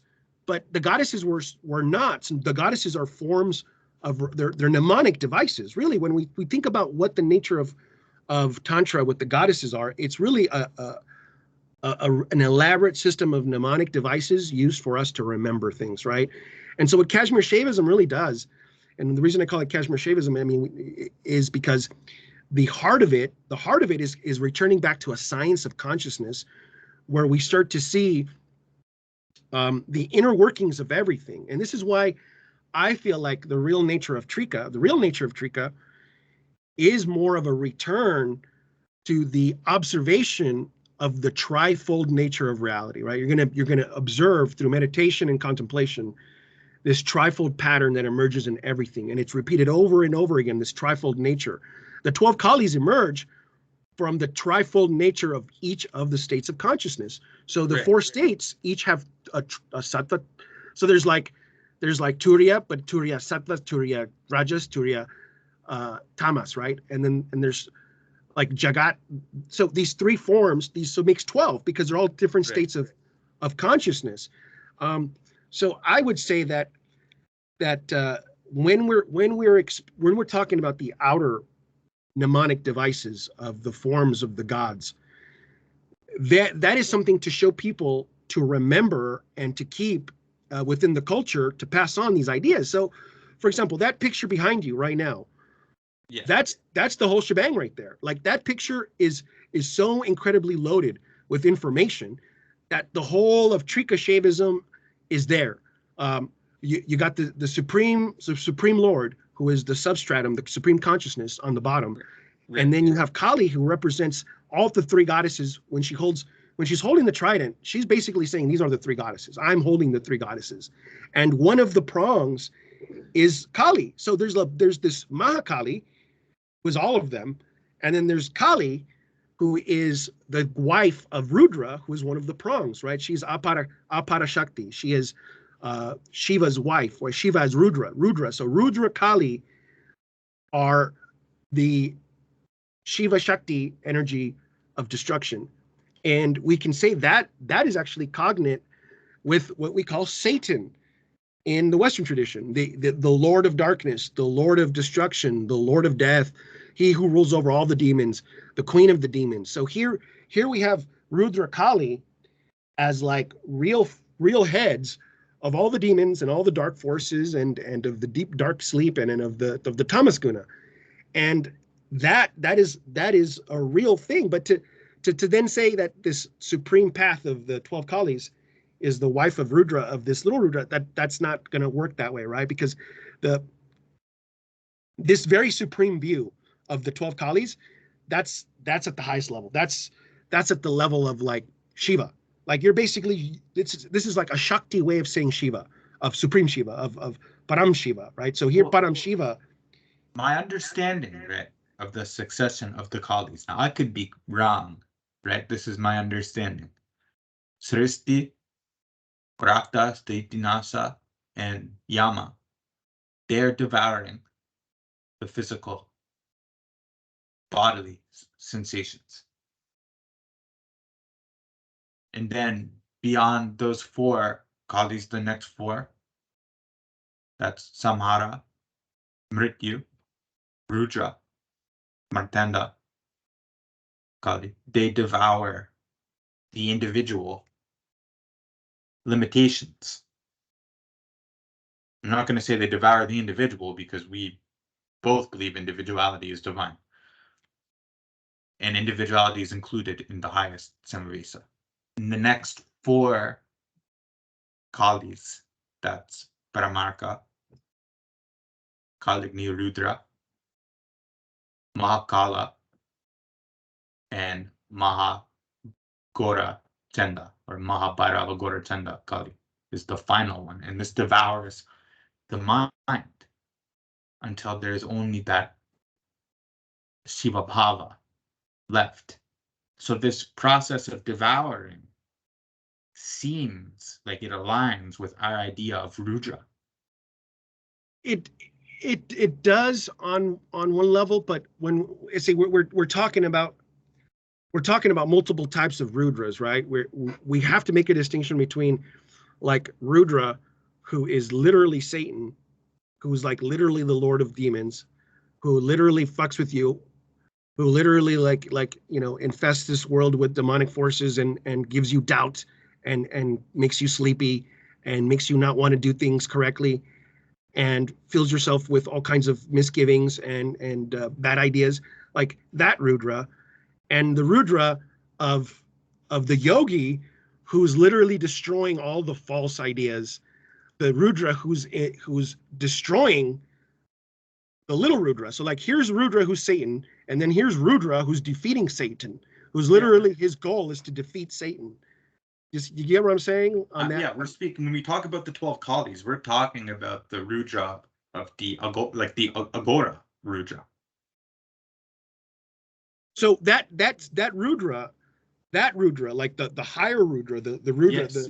The way that we imagine Shiva as being like the destroyer of demons, the destroyer of bad thoughts, the supreme yogi who defeats himself, we can say that this Kali that you're talking about is his wife, right? We could say that this is his expansion, that they're the same thing, that we're doing the same thing, because we got to remember that the tantras in Hinduism, the mythology is not just a mnemonic device. See, the ancients were so incredibly brilliant. Like I am always in awe of the ancients, but it is not just a mnemonic device, because if you want humans to remember things, you got to create mnemonic devices. But it's not just a mnemonic device, it's an aesthetic mnemonic device. The aesthetic itself is part of the mnemonic device. And so here, tailoring to a particular inclination, a particular aesthetic, we're going to describe the same process. Like, okay, I'm going to sit down, I'm going to meditate, I'm going to put my looking power, my seeing power on my own cognitive processes. And as I start from the lowest part of myself and work myself into myself by looking at all my outer processes, looking at them, and then understanding them. And as I move deeper and deeper into myself, as I'm looking and understanding, I can describe that process as devouring. See, when I'm looking at something, I'm destroying it, because what was there is gone. Now I have knowledge of it, right? So that can be then understood as devouring. So this concept of devouring, this concept of destroying, is like an aesthetic inclination. Like it is an aesthetic way of talking about a meditative process. And where what we're doing is we're destroying something, but we're destroying with what? With awareness, with knowledge. So the knowledge comes in, like the shining light of the Lord is actually destroying this thing, this ignorance there. But it's this, and we could also say, oh, like this Kali is devouring this aspect of ourselves. And then once it completely self-devours up to the top, and the mind has devoured itself, or the mind has seen itself for what it really is. Now, what's left? Now we only see the Supreme Shiva, like the Supreme One being that is everywhere. But they then but then after that 12th Kali, they then claim that this is Kala Sankarashini Kali, who holds the 12 Kalis in her body, if you will, like cosmic body, we could say. Right. Yeah, because we're still here. Like we're still here, right? Like you reach enlightenment and you realize that it's all the Lord, like it's all God, it's all just this one consciousness, right? But we're still here. Like my body's still here. I have destroyed all distinctions, but the distinction is still here. And that is the fifth state that we're going to talk about, where Swamiji was talking about how, okay, there's these three normal states of consciousness, which we can correlate to the three gunas. So there's this thought. Jagrat. We're talking about this. Jagrat, Swapna, Sushupti, Turiya, exactly. Turiya, right? And then there's Turiya, and then Turiya Tita, right? The fifth state. And what is Turiya Tita? Turiya Tita is being established in Turiya, which is beyond the three, while being in the three. Right. So when you bring that into any of these states, you achieve the Turiya Tita, which means that, hey, we're still here. Like, even though I've destroyed the universe and I've achieved oneness with Kali, like we're still here. Like the body's still here. This thing is still doing it. The breathing is still going on. So that's it's kind of relating it back to, like, we're still going to go chop wood and carry water. Right, but we would call this as well in our tradition as Bhairava. Right? The Bhairava is also Turiya Tita. Like, that's like you've attained a oneness with you. You're in the Shiva Bhava, but you are still in a physical form as an individual operating in the earthly plane. And see, that's up to you to call it whatever you want to call it. Like, that's why we keep switching back between different names. We use the word Param Shiva, right? That's one way of explaining it. Bhairava, that's another way of saying it. I mean, Swamiji uses Para Bhairava, which implies that, but Bhairava is enough. Like, you could just say Bhairava in the original understanding of Bhairava. That's enough. You don't need to say Para Bhairava. But yet, like I was trying to say earlier, was that since so many of the traditions have been mixing with each other within the Kali Yuga, we forget that we're all aiming at the same thing. We'll forget that we're all aiming at the same words. And so in an effort to survive among each other, to keep our own traditions alive amongst each other, we categorize each other's traditions. We're like, this tradition will sit there and categorize all these other traditions around it according to their understanding of the categories. So, this school will sit here and be like, oh yeah, Trika, that's over here. This is the Eastern tradition. But then Trika in Kashmir, when you're sitting in Kashmir, Trika will be like, no, Trika is an encyclopedic definition encompassing all traditions. It's not that we are Trika and they're not Trika. It's like, no, Trika accepts all traditions into itself. It brought Buddhism into itself. It brought Vaishnavism into itself. It brought all these traditions. And it goes, we are actually a meta system that categorizes traditions based on this triple functioning of the gunas and of consciousnness. So this triple system, and that really, really brings us back to the ancients, to Kapila Rishi, right? So when we go back way, way, way before the Tantric age, when Kapila Rishi was around and he was systematizing Samkhya, that's right there. It's like everything that we're trying to say in Trika is what the Kapila Rishi is trying to say in Samkhya about the engine. The triple goddess is just another way of talking about this triple engine, this Trika. And so that's why I'm like, okay, you know what? All of these traditions are trying to aim at the same thing, which is trying to understand the discernment of the energies of existence. Those energies being the gunas, the states of consciousness, the layers of reality. But would you say, though, because you chose Trika as your main tradition, right? So would you say that that everything kind of unfolds from Trika and everything is aiming at the same thing? But would you say that Trika kind of trims the fat from everything? I think Trika is more scientific, and it's more, and I chose it because I'm very scientific, and I look at things very analytically.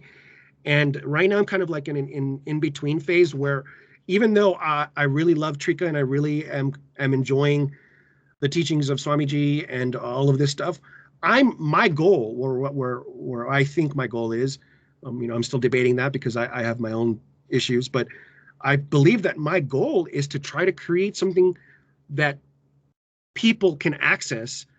And so I'm starting to realize that a lot of my early work in Christianity and my explorations into Vaishnavism are kind of coming into my current synthesis and saying, you know what, Trika is great, but Trika is not very accessible to people. Trika requires it does cut. It does cut it's like a surgeon, you're in there and you're cutting all of these things open and you're looking at their inner workings. And so, yeah, I would say that Trika kind of like isn't really like a single tradition. It is a compilation of traditions and a way of looking at things. Just like I used to say, science isn't a body of knowledge. Science isn't the books. Science isn't the knowledge. Science isn't the subjects. Science is the methodology that we use to categorize the books, to categorize the different fields. So in a sense, for me, Trika is more of like a methodology. It is a method of categorization of systems. So when saying that, you think it's totally valid, like for someone practicing the Trika or someone rooted in Trika methodology, as you would say, to be part of and embrace other traditions as well. Absolutely. I mean, you can do anything. And I think that's why Abhinavagupta has said that his, like the tradition that he loves the most, the tradition that he thinks is the best tradition of all of them, he says two things, okay? If we kind of read it, you'll be like, okay, there's two different things that they're saying, right? Okay, on one hand, they're saying that the highest tradition, the highest path, the highest school, the highest subsection is the Pratyabhijna, because that one requires no murtis, no mantras, no rituals. It is 100% in here through the process of recognition, right? But there's nothing to do in that tradition. All you're doing everything in here. You literally could be doing anything and practicing Pratyabhijna. So that's the aspect of Trika that I'm talking about, where because of Pratyabhijna, you can go anywhere, do anything. I mean, you can grow your beard out and become a Muslim, go to Mecca, go around the big cube, do the prostrations, recite the Quran, and you could still be practicing the Pratyabhijna in here the whole time. And so that connects us to the practical aspect of Trika, which is what Abhinavagupta was pointing at when he's saying that his favorite is Kaula, but Kaula in the sense that because when we look at what the Kaula is full of, it's full of actual practical applications of this knowledge, including the drinking, the sex, the orgies, the music. So Kaula goes, okay, you know what? How am I going to practice Pratyabhijna? Oh, well, by going and doing whatever the fuck I want. And I'm going to do all these things that are fun.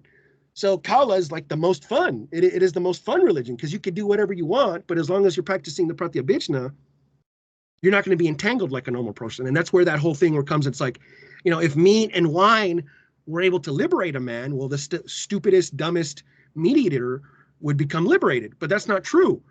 Only by having that Pratyabhijna knowledge, that initiation to Pratyabhijna, can one go engage in the forbidden acts and become liberated or maintain liberation. Right. And then it becomes a personal choice then, right? Personal choice. You can do whatever you want. Yeah. I mean, and then Swamiji explains that again in the Bhagavad Gita. I mean, that's why I think the Bhagavad Gita, the one that he gave commentary, is one of the best books to start with, because he'll say something like, look, all of these external rituals, all of these external things that you're doing are only the beginnings of this, right? Once you understand the deeper practice, you can practice doing any disgusting thing. And he keeps using that word. He goes, any disgusting set of words will become mantra. Any disgusting set of acts will become the rituals. Because what you're aiming at now is that thing that is beyond the actions themselves. So you're training this awareness to be performing actions, but what you're really aiming at while performing these actions is that consciousness beyond the actions that holds all the actions, right? Like you're, that spot between the breaths. It's just in the same way, that spot between the words, that spot between the actions, they're all the same thing.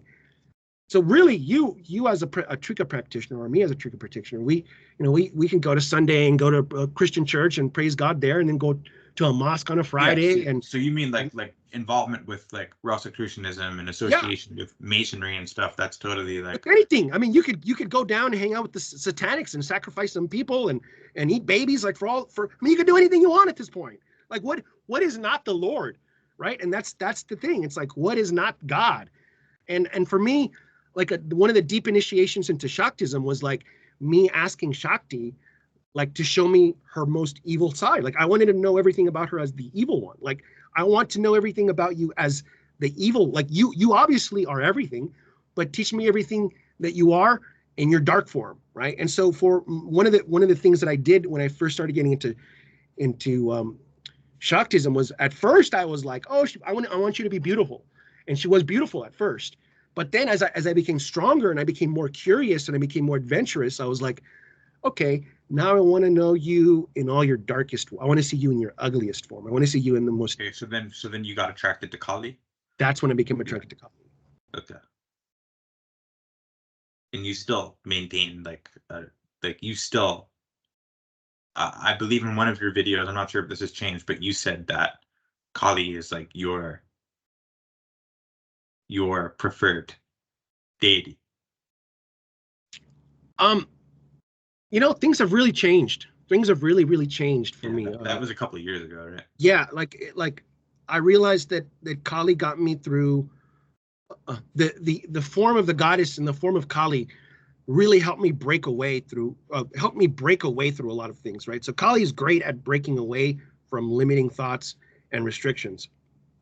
But I'm really now more into the appreciating all three of them at the same time. Like, and I have a really strong appreciation now for Saraswati. Like, I think more now than Kali. Like now I'm being drawn back to beauty and order and class. So like, you mean you're being drawn back to a sattvic?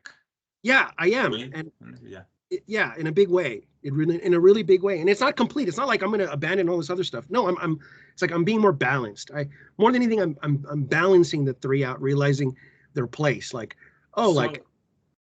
just on a similar topic, you said that veganism is like sattvic, right? Do you think that's true? Veganism? Yeah. I really think veganism is a form of extreme sattvic, and I see it kind of like as a, like, you can be extreme in anything, right? And an extreme is an accelerated form of practice, like a sadhana, right? So if one wants to acquire an intense amount of sattva, one engages in veganism, it's going to accelerate that, because veganism is not just like not eating animals. It's so much more than that. It is like the fullness of one of the mainstays of yoga, which is ahimsa, right? Like this non-violentness. But it's also about like not wanting to cause pain and suffering to anybody, including myself. So I don't want to cause violence. I don't want to cause pain to nobody, which accelerates the accumulation of the sattva guna. Then like I listen to a lot of like gore grind music and stuff, and like that's like brutal vegan concepts and things, and like, like there is the reason I wanted to ask is because there is an animosity and a hatred that develops from being deep into veganism and looking at others as being inferior or subpar. I think that is part of, so part of the Trika system is knowing that everything comes in threes, right? And that even like this third here has the threes inside of it, and then you can take this one section of the three and then opening it up again and divide it into three again. So that's part of the system of Trika. It's very similar to astrology, where you can take you could take the sky, divide it into 12, and then you could take one of the houses and then divide it into 12, and then take one of those and divide it into 12. In the same way, you take the guna and you separate it. You have sattva, but then you can divide it into three. You could be like, oh, well, this is the tamasic side of sattva. This is the rajasic side of sattva, and this is the sattva. So I believe that as we approach the purity of pure sattva, there is an outer circle of tamasic sattva that, yes, can be a period in where develops animosity and hatred and all these things. For sure, it's part of it. But I feel like eventually you grow enough, and I don't mean that in a meaning way. I just mean like it's just a natural process for you. It doesn't mean you have to reach for this. It just happens, and it's something that I had to go through. But eventually, there comes a point where the overwhelming love and understanding of the condition of other beings overtakes the hatred and the animosity and the understanding that they're doing wrong. And that actually happens when like I'm meditating, or when I'm going into like the near samadhi state. You have to not abandon, but you have to accept, I should say, the condition of everything as it is in order to go into samadhi. Like you can't like be rejecting anything to go into that state of purna or fullness. Like everything needs to be like absorbed and accepted. Everything has to be accepted, everything. Right.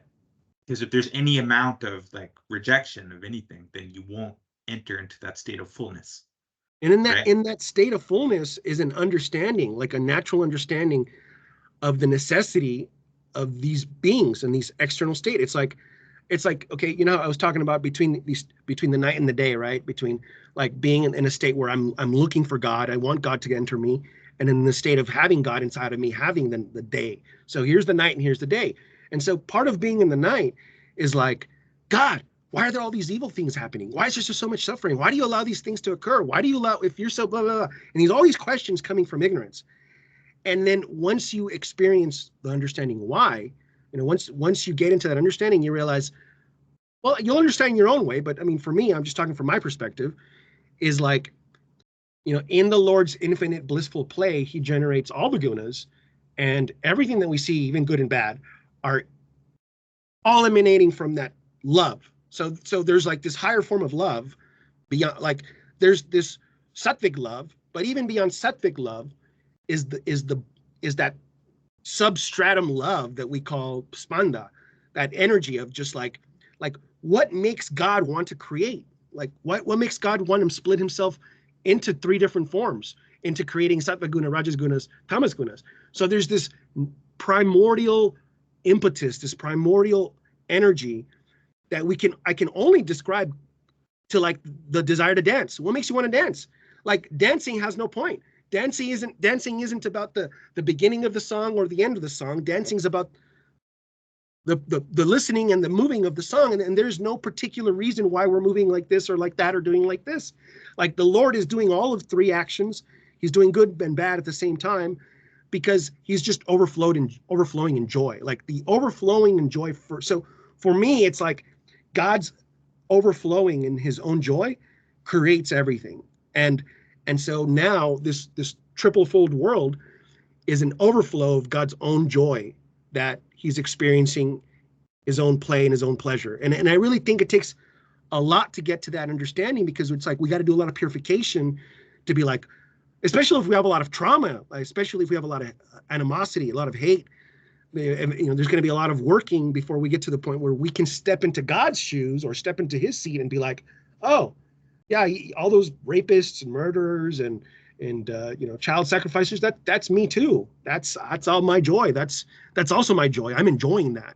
And that's one of the like more esoteric explanation of the tantras. I remember I was reading Mark G. He had one article on his website that was very well hidden, but he was talking about how, you know, in the heart of all beings, Bhairava is enjoying himself at the center of that individual. Even if that individual is experiencing pain and torture, Bhairava is devouring that pain, devouring that torture as pleasure, and that he's being attended by all the Shaktis of that body. And so all the Shaktis of the body are feeding Bhairava at this feast of the experiences of the individual. And it was like, man, that's crazy, because it's true. It's like here at the center of all beings, you know, whether you're like the mother hugging his son, or the, you know, individual getting raped, like the Lord is enjoying himself inside of you. And that's fucking, whoa, that's fucking insane. But that's why these teachings are so private, right? Like this is like the hidden teachings, like where you're like, hey, I got something to tell you. The Lord is enjoying himself even in the murderer. Right. So a lot of people can't process. Well, I just see it as a destructive aspect of the Lord trying to destroy like karmas and things of the individual soul. That's kind of how I view suffering or the infliction of suffering. Not that I want to. I don't like. I'm against the infliction of suffering, but of course my life is against, like, my life mission is against predating upon the innocent, you know. Like, I would consider that children, animals, like, you know, I consider children and animals to be a similar class. And, Would and you this, like, and this, does that make sense? Like, yeah, absolutely. No, absolutely. I mean, I've said some shit like that before in the past, but you got to be very, I try to be very careful, because then, you know, these people will come in, they'll be like, did you just say that? But I mean, I don't care anymore. So I'll be saying, like for me, the original form of Dharma, the original form of the Vedas, was about the protection of these three things, which are all the same, right? And which is the protection of women, cows, and children. They're all the same thing. They're all the same thing. And it is our job as Brahmins and Kshatriyas to protect women, children, and cows. And cows represent all of animal kingdom. It's not just cows. Kingdom, right? And right. then children would represent, like, the children and women would represent, like, the vulnerable, probably, right? The vulnerable, right? Because they need help. Right. So, like, I know this kind of sounds extreme or weird, but from a vegan standpoint, I consider the consumption of flesh, or the paying for the consumption of flesh, to be similar to paying for child pornography, or to be similar for paying for, like, or similar to consuming, like, a sacrificed child or something like that. There's not that big of a difference there, morally, from what I can see. Of course, if someone's like, well, do you want, like, a human child to be murdered and eaten, or an animal? Of course I'd choose the animal, right? But, like, I'm not saying that animals are equal to humans, but I'm saying that it's in the same category. I completely Predation upon the weak. Yeah, and, you know, I used to talk about this like 15 years ago, something's very similar to this, but I used to say, you know, once you fully realize what's going on in this world, you will realize that going out and consuming everyday products, like going to the store and just buying, like, a radio, or going to the store and buying this object that you think is so awesome, is the same thing as murdering little kids, because you don't really understand what it costs to support the lifestyle that you have today. How many people suffer out there, how many lives are destroyed just so you can consume your consumer lifestyle, just have your easy consumer. And so the awareness of what it really costs to live this very simple life, it's too much for most people. It's very similar to what you're talking about. I really think that. But then there's also a big moral difference, though, right? Between someone buying a radio versus someone buying meat. Because the person buying meat knows and is willing to pay for the torture, slaughter, exploitation. Well, that's where the moral philosophy comes in, right? As moral philosophers will come in and we'll say things like, is it any difference to know or to not know? And this is actually a discussion in philosophy that we used to have, that I could even compare to something like, okay, I'm a big fan. When I was younger, I was a big fan of Nietzsche. Okay. And Nietzsche was a big fan of the early Greeks, not the later Greeks. And he described the difference between the early Greeks and the later Greeks as the later Greeks being more Christian and the early Greeks being more pagan, in the sense that, okay, if you look at some of the early Greek works like Oedipus, right? Oedipus gets punished by the gods, even though he didn't fucking know. He didn't fucking know that was his wife. He didn't know that was his dad. Okay. He didn't know, and he still got punished, right?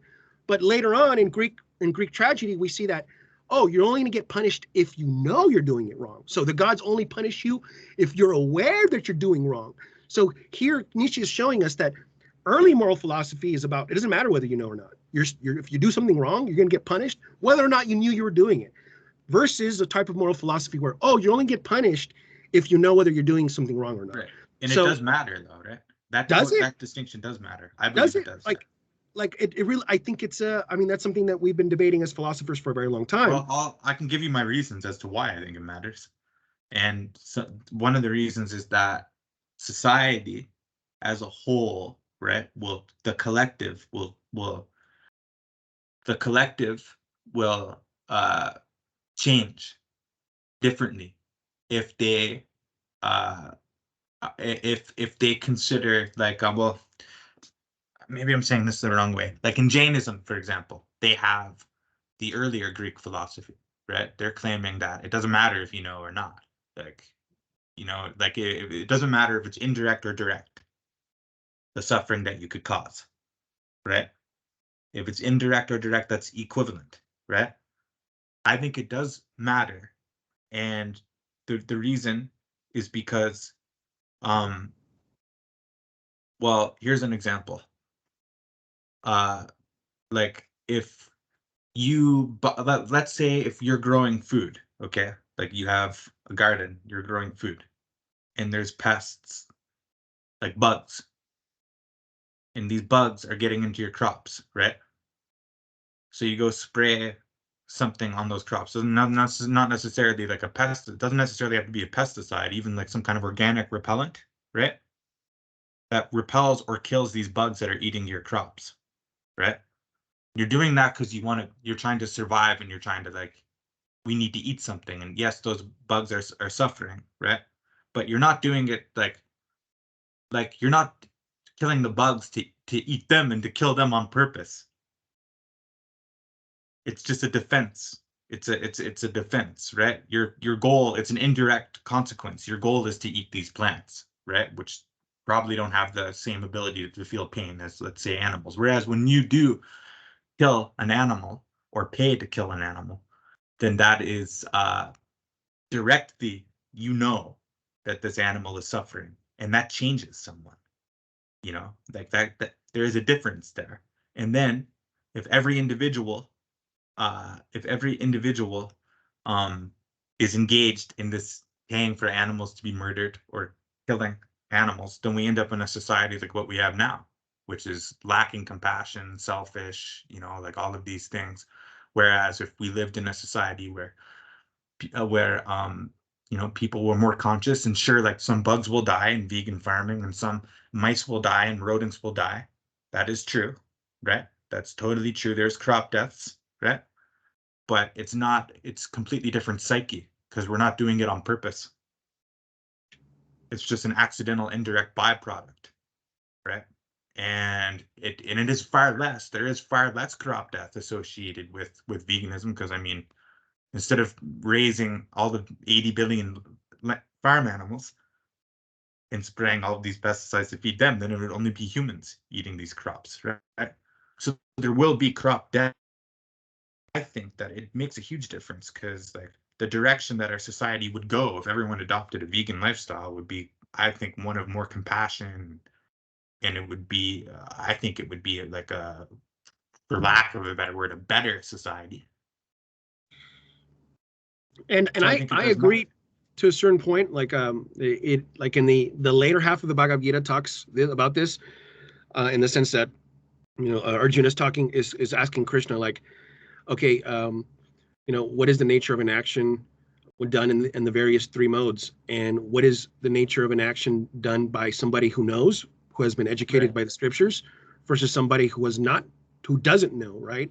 Who hasn't been educated by the scriptures. So he asks in both senses, like, what is the nature of action when you don't know what you're doing, and what is the nature of action when you do know what you're doing?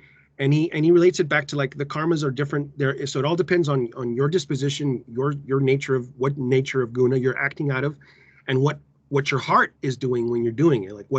So it's very complicated. It's not so easy, but I do agree that knowing what you're doing and acting. Sadistic, no way. It can lead to a sadism, to a kind of sadism. Yes. Right. Like, and that's different. I'll admit this. Like when I was practicing this stuff very early on, right? When I was practicing very early on, when I was getting hardcore into the dark left-hand path, I used to, I would literally sit there and meditate and imagine the suffering of the cows, imagine their conditions, and then eat them, imagining that I was eating their suffering, imagining that I was eating their pain into my body, and that I was enjoying it, that I was enjoying their suffering at the very beginning of this. Yeah.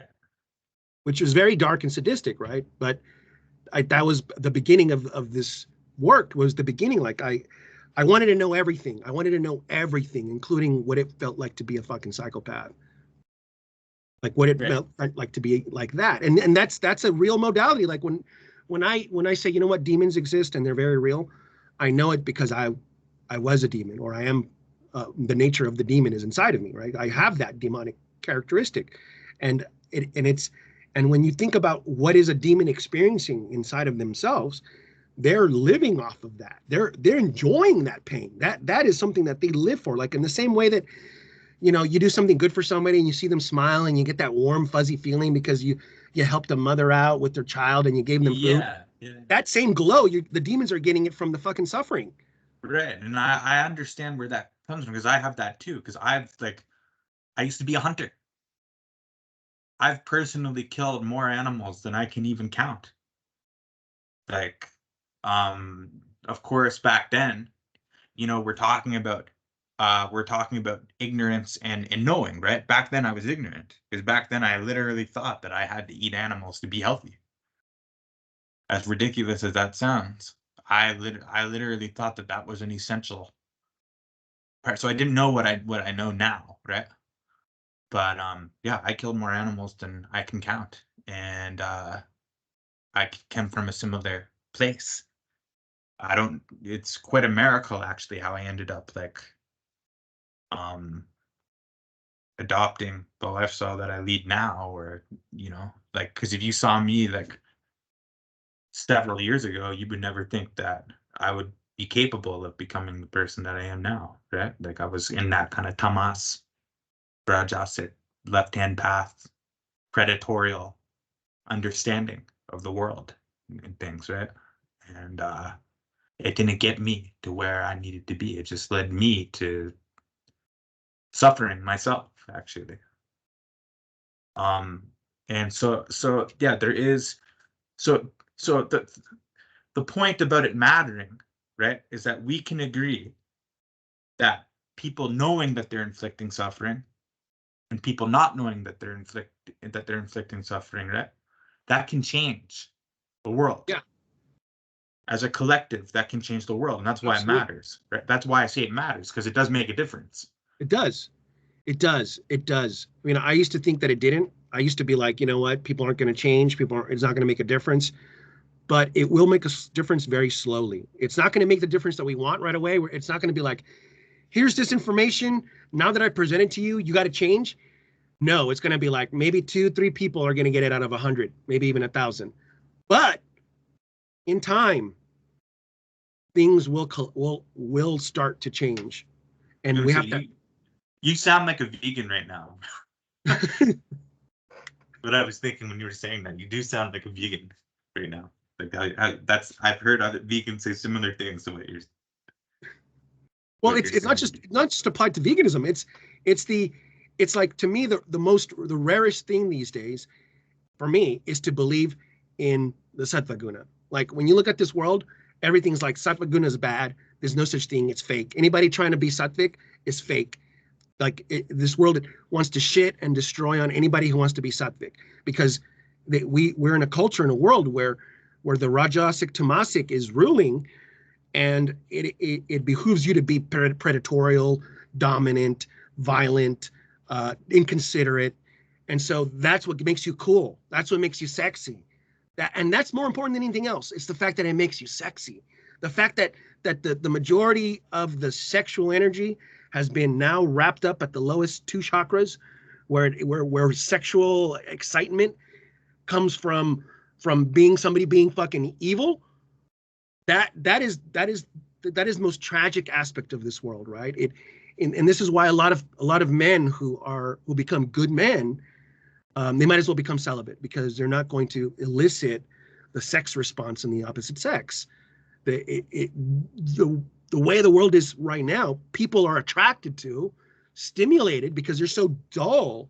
Yeah, actually, I noticed that because like in this town, if we want to call it a town, up here and everywhere, but up here especially, addiction is amplified like crazy, and violence. So like I've noticed that um when you live a sober in vegan existence here and you're interested in acquiring knowledge and stuff, right? It's almost like people can sense that. Woman can sense that. And then you just become an incel for long periods of time, you know? Like I've been an incel for like 6 months now, right? Because I had to break up. My partnerships always ended because of addiction issues on, with them. Like they would be sober for a certain amount of time and then fall back into addiction and be sober. But the rascal who is sleeping with all kinds of different women and who isn't even good looking, right? Who has an IQ, who has intelligence, probably less intelligence than a rock or a stone or something, right? Who is literally smoking crack rocks, like smoking rocks, has in drinking and whatever, has his way with like so many women in this town. Right. And they're not in good shape. Like they're not in good shape. No, like, it's amazing. It's amazing. But I think we have to go back to understanding that we are in the Kali Yuga, right? We have to always remember that. We're in the Kali Yuga. We people who are sattvic, we're outsiders. We're not even, it's almost like we're not supposed to be here. It's like the timeline is one of the demons ruling, right? So for us to be like, where are the sattvic people? That's not the time for it right now. We're going to be very alone. Like we're going to think we're finding sattvic communities, because that's what happened to me. I'm like, oh, these people look sattvic. And then you try to go into those communities and you realize they're all pretending to be sattvic. They're all putting on the love and light. Oh, they're all trying to be like cool hippies. They got gems and, oh yeah, I know yoga and all this stuff. But at the end of the day, they're some of the most dominating, selfish, self-interested, inconsiderate, unempathetic, uncaring, uncompassionate people. And so that's really where we have to realize that we're the ones who are out of it. Like we're the ones who are out of the time. Like that this is the night and we're acting like it should be day when it's not, right? It's something we have to remind ourselves that, we're the ones who are out of time. Like we're out of the cycle. Right. And yeah, I forget that a lot, actually. Like I do forget that often. But thing is that I'm not I'm not by any means a celibate though, right? I'm totally sexually positive.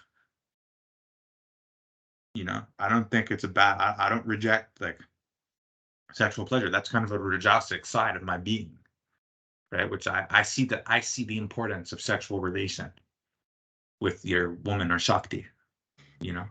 That's an important aspect of my being. Some people are saying that if you live in like the sattvic lifestyle and things, you need to be like full brahmacharya. No, I truly believe in sattvic sex, but good luck finding a sattvic partner.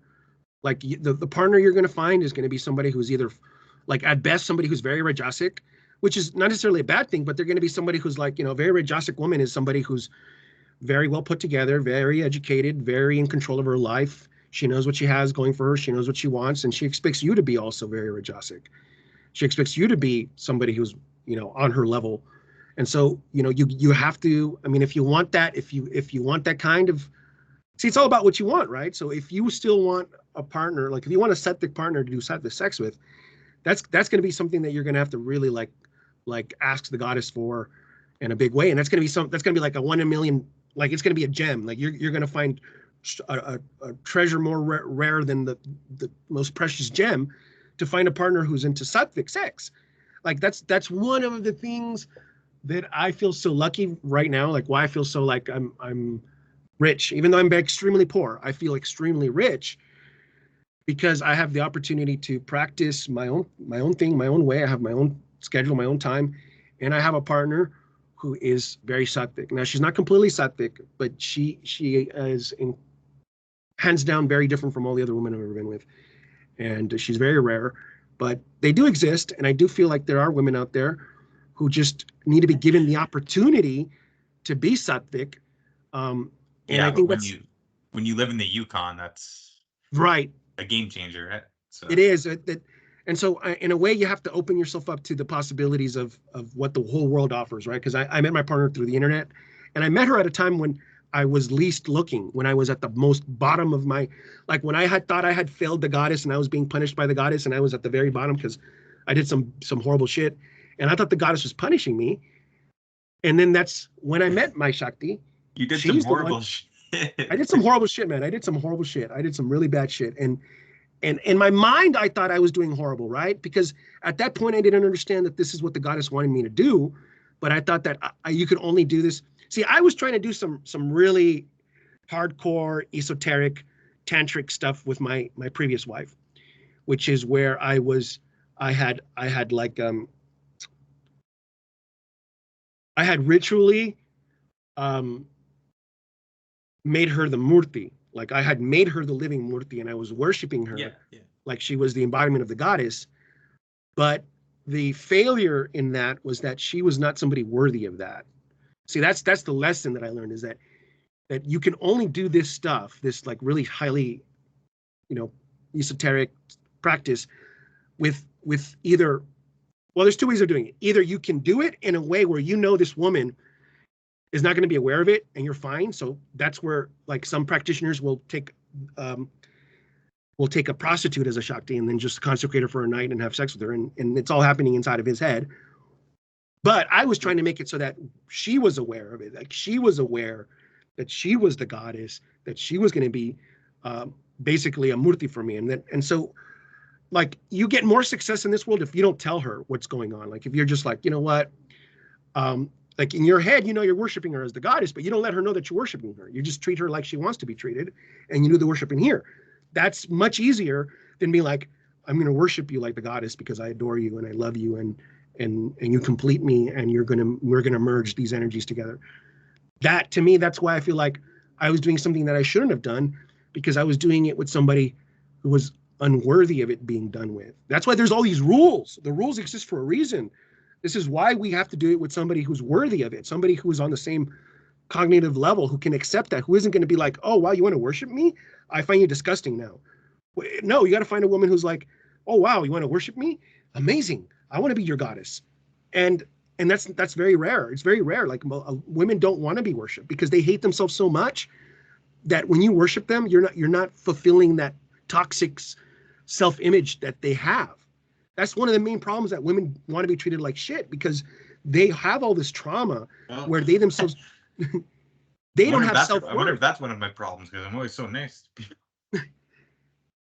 Man, and I'm not gonna lie. Like one of the reasons I became so fucking evil was because I got into a relationship with this woman who did me really dirty. Like she screwed me up. She did some horrible shit to me.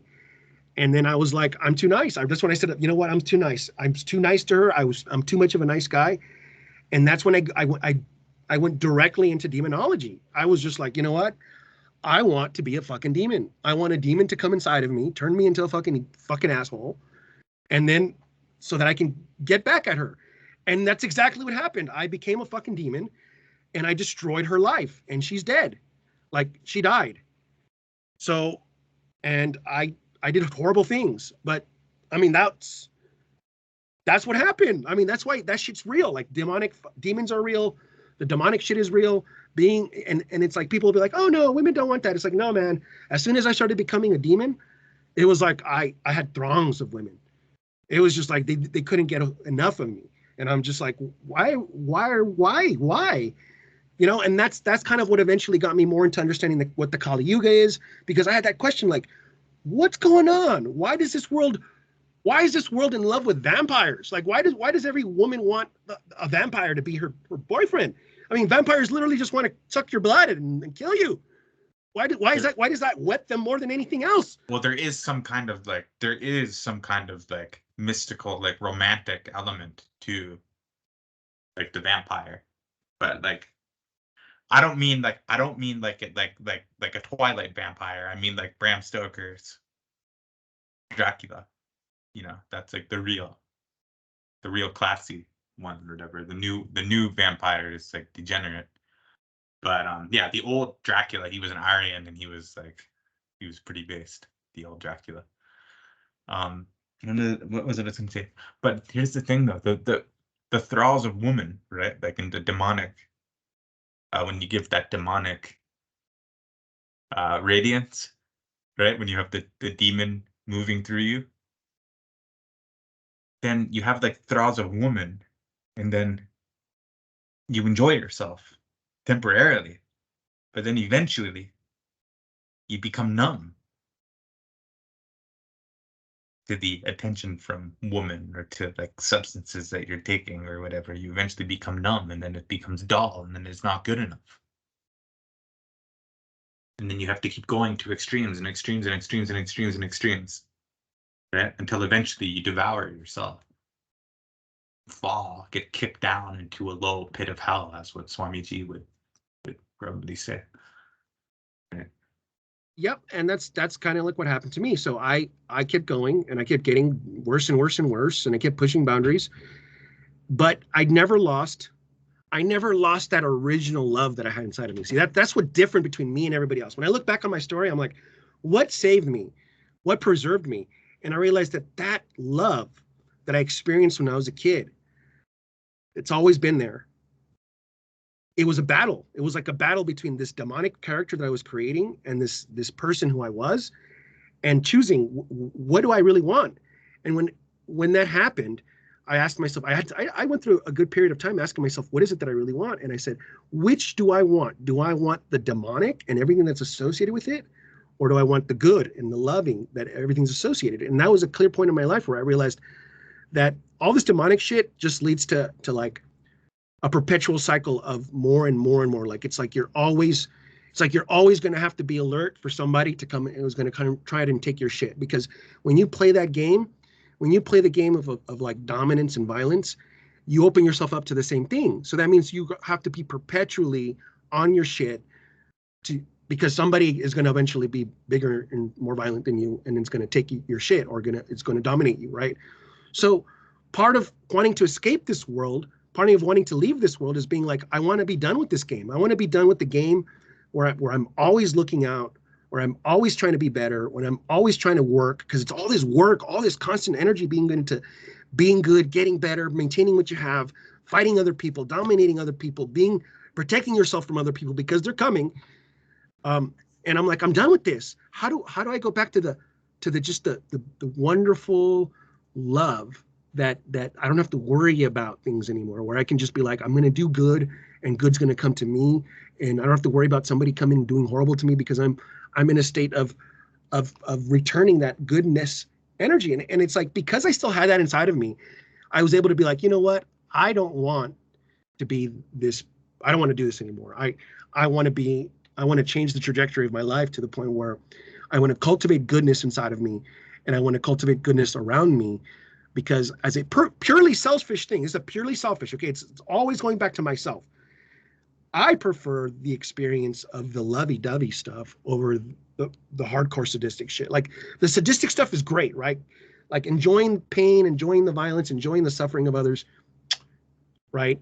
But this stuff over here, this goodness, the hugs and the kisses and the love and the loyalty and the being there for each other, and the eye gazing and the sex that comes from that kind of heart sharing, that is on a whole other level. That is way better than this shit. And this is stable, sustainable, and eternal. And this is temporary and brutal and cyclical.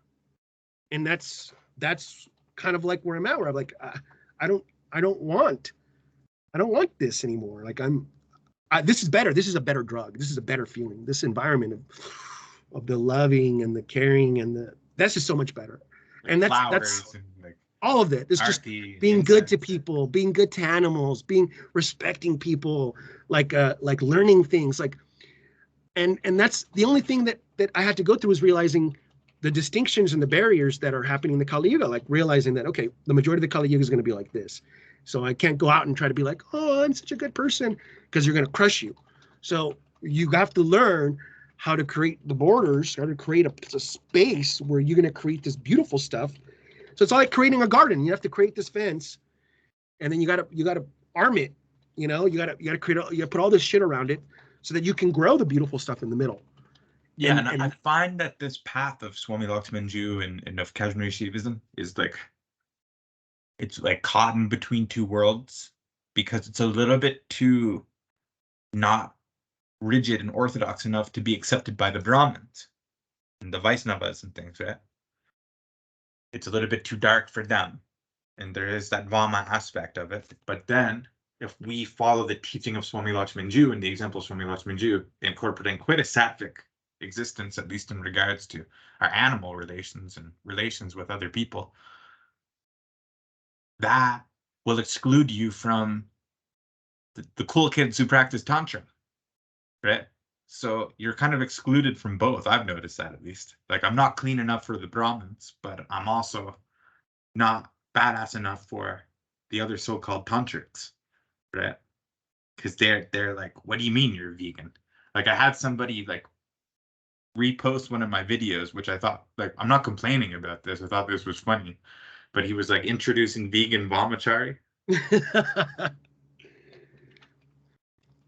And like, I don't know,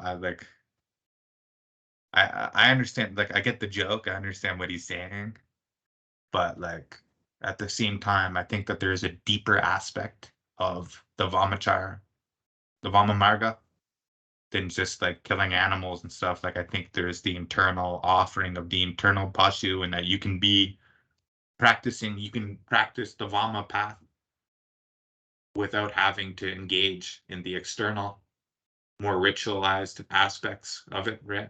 Like, See, this is where I come back to. Remember, we were talking before about like what is it that you want, what is it that you desire, and I keep saying like it's very important to understand what is it that you want. And for example, karma is all about engaging in actions, and those actions continuing to have an effect on the creation of your environment, right? So karma is going to be for me, the way that I think of karma is like karma is this energy that you put out there that creates the world around you, right? So karma is generating the world around you. And so you need to behave in a way that generates the world that you want to see. You have to engage in karma in a way that perpetuates the world that you want to be around.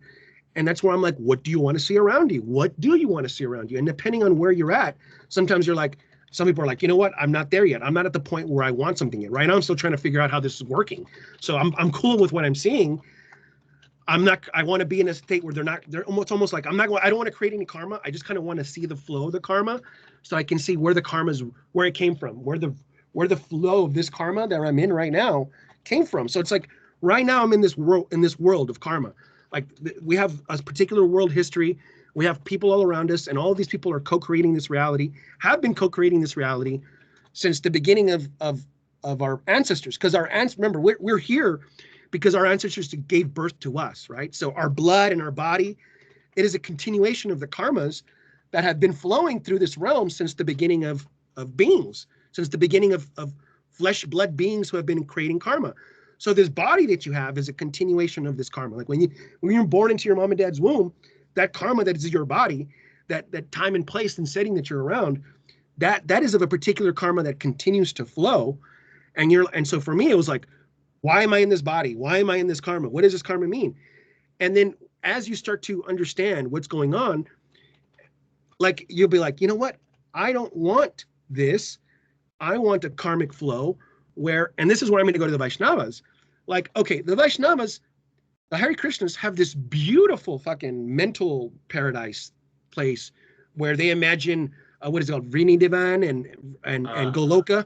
Vrindavan and Krishna Loka or something. And there's there's various Krishna Lokas. There's Goloka, and so there's like 3 different ones, I think. There's like this Vaikuntha, right, Goloka, and Vrini Divan, right? Like these 3 places are the main like mental places that they go to, right? And one of my favorites is Goloka.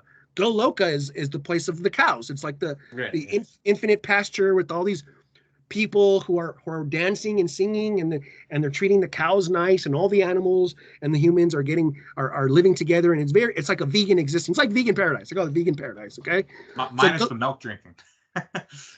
Right. So minus the milk drinking, and so in this Goloka, the cows give the milk freely, but whatever. Like I'm just saying that this Goloka paradise that we want to see is what I see a lot of Vaishnavas trying to recreate, right? So they'll go and buy a piece of land somewhere, and they'll like recreate that whole land into like the image of Goloka. Like, so is it like LARPing, kind of? No, it's like I'm saying, you're acting in the karma that you want to see around you. So right? It is a kind of like LARPing, though. It is. Live action role playing. But it's like you have to do that. You have to LARP the reality that you want to see. Like you got to bring it into fruition, right? So you got this karmic stream of the Kali Yuga that's full of darkness and meanness, and as you're awakening the sattva inside of you, you're like, wow, I'm no longer want to be part of this. Like, I'm gonna have to create my own reality. Like, you have the power to create your own loka. Like, that's one of the things that's part of our tradition, is that we can create our own loka. Like, each individual has the potential to create their own loka. So how do you want your loka to look? Like, when you die and you go into the afterworld, what do you want to what do you want what do you want to happen to you when you die? Do you want to become like so expansive that you become bodiless? Like, you don't even have a light body, you're not even going to a loka, you're just like everything? Or do you want to go to a loka for a while? Do you want to go to your own kama realm for a while? Do you want to go enjoy, like, in your perfect body that you imagine your perfect self, and then you're surrounded with the people that you always wanted to be around with, and how long are you going to be there? Like, what, another million years of enjoying your own kama and your own loka? You see what I'm saying? So that's what I'm saying. Like, what do you want to do? What do you want to happen? And I feel like you're in this in between phase where it's like you're part of this really dark shit, and now you're understanding the sweetness and the nectar of the sattvic stuff, and as you're expanding the goodness inside of you, you realize that you're not going to fit in either side, because you're in a transitional phase. You're not going to fit in any of Wait, in when any you of said you, are you speaking about me yeah, personally? you Oh, personally. okay. I think Okay. you're like in this transitional phase, and where you're these people are don't they see you to being too soft, too sensitive to your emotions to be part of them, and then these people don't see you as being what is the word that I really want to use? Like, these people aren't really so much sattvic. I see them being as more like, okay, yeah, they are sattvic, but they're more, the word that I want to use is ritvik, but only in the sense that the word ritvik means like mindlessly adhering to tradition without real intelligence or understanding of the tradition. Like, just, and so because you're not um being conforming, because you're not conforming to their way of doing things, they don't want you. So these groups, they want you to conform. Like, if I wanted to go be sattvic with any group, I'd have to conform to their extreme adherence to their particular doctrine. If I wanted to go join the Greek Orthodoxes or the Muslims or wherever, I'd have to do what they do. I'd have to look like them, do like them. So once you get to a certain level of intelligence and awareness, you're like, I don't want to do this because I get it and it's pointless. I don't want to do this. I don't want to do this. So now you're going beyond, like, it's like you're creating this karma stream that's away from all these other karmas. And I feel like that's what's happening. It's like the universe is going to give you exactly what you want. But part of you getting what you want is being removed from the karma streams of other people. So these karma streams, you have to be removed from them. Like, the universe is going to push you into your own karma stream, where you're going to eventually populate it.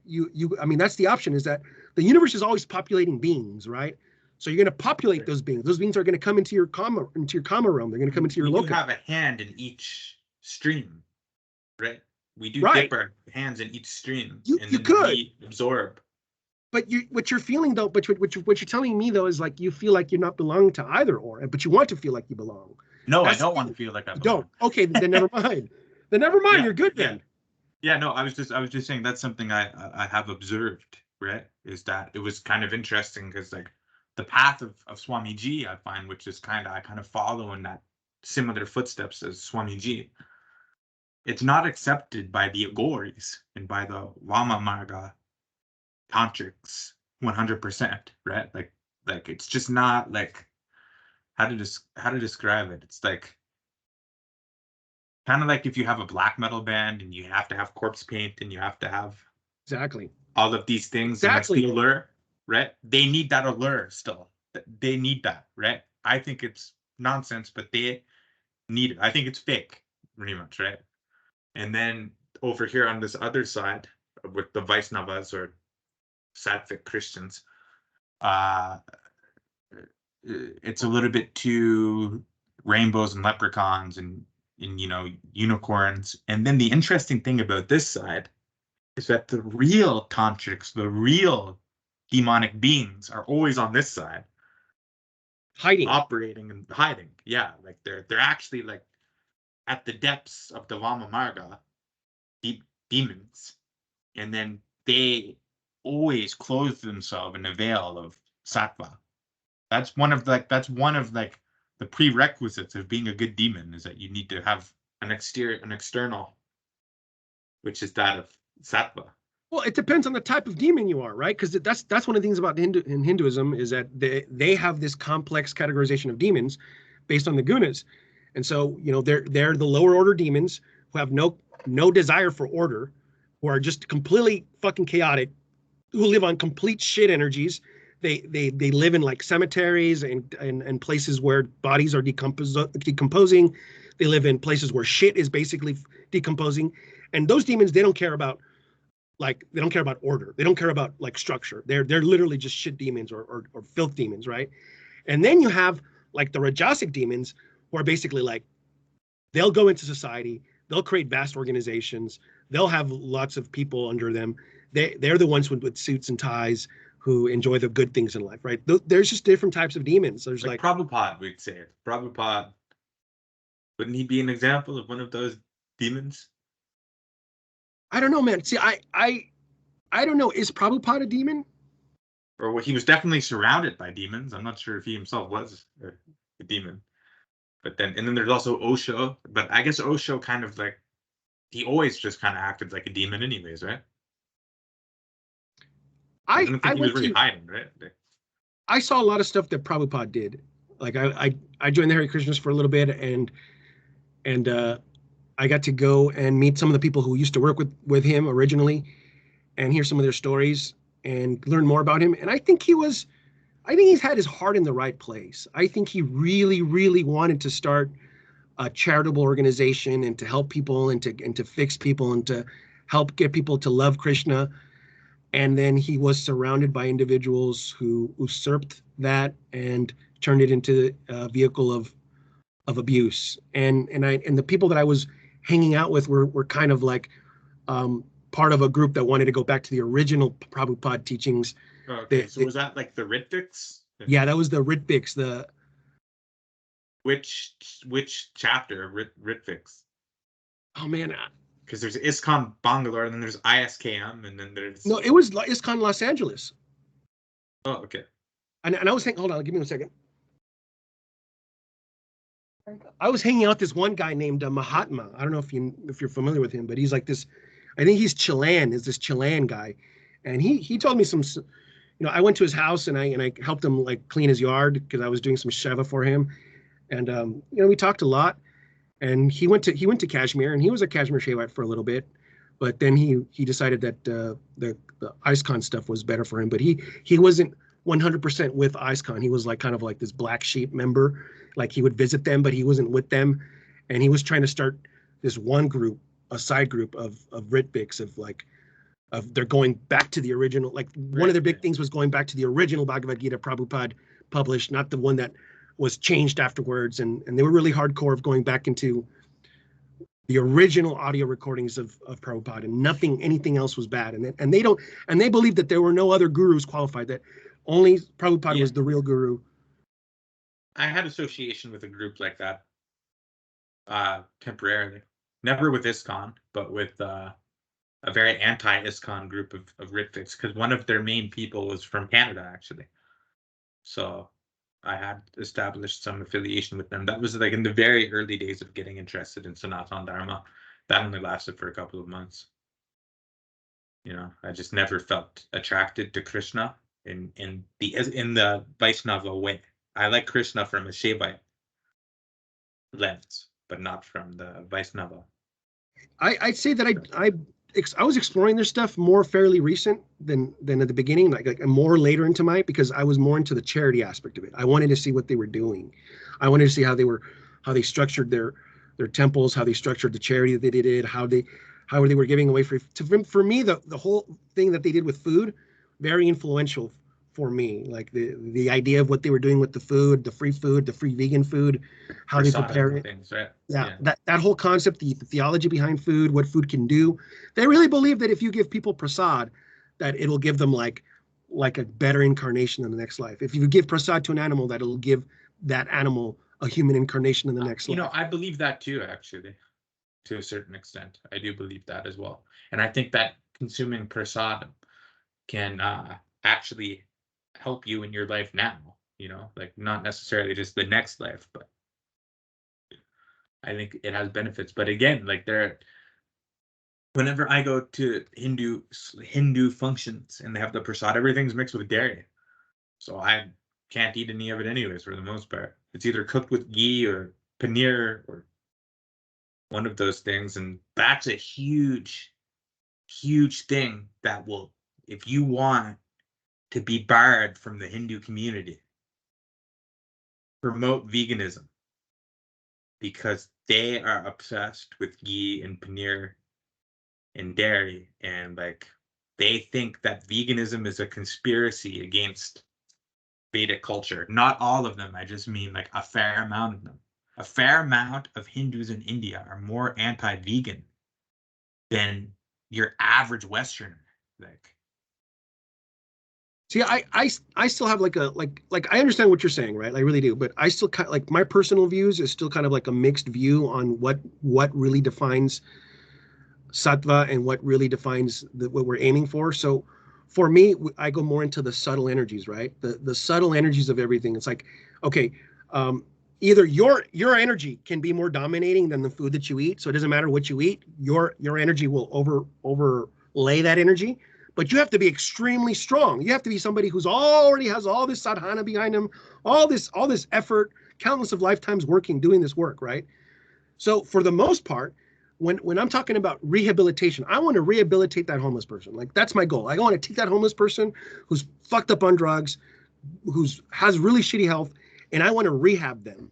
Okay. So how do I rehab them? The first thing I want to do is I want to give them food that's going to change their subtle energy. And that food has to have this an immense amount of subtle energy of pure sattva, so that slowly as they're eating that food, it starts to change their subtle energy, right? So the goal here is to make the food so sattvic that it starts to override the energy patterns inside of other people's bodies. That's my goal. That's where I'm coming from, right? And you're not going to be able to feed sattvic food to people. Well, I want to feed them the most efficient sattvic food. So yeah, I could take some beef.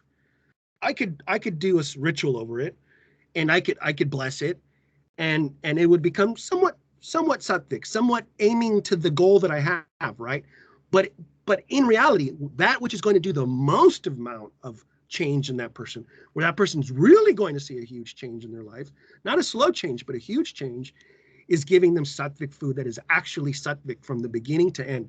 From the beginning, meaning that from the moment that farmer put it into the ground, the mind of the farmer, as he was putting that seed into the ground, as he was putting those items covering the dirt, as the seasons were coming and the way that water landed, the way the sun hit, the vibrations that were being uttered over the plant, all of that is part of producing, and then the product has to be processed a certain way, right? It has to be processed within a certain area that has the right vibrations, with the right mantras, with people who have the right energy. And so so this whole machine has to be sattvic from the bottom up. For me, for it to be truly produce real sattvic food, the whole thing has to be sattvic from the bottom up. It can't just be like, oh, I got some corn from my neighbor who's a complete asshole. He grew it. Yeah, well, I'm eating his corn. I turned it into this nice corn stew. Yeah, it's vegan. To me, that's not enough. Like it literally has to be from the beginning to the end, all sattva, right? That's my goal. And in that same way, if we were to produce the correct machinery, the correct conditions, where we treated that cow with love, with real love and adoration, and it freely gave up that milk, then I would accept that milk.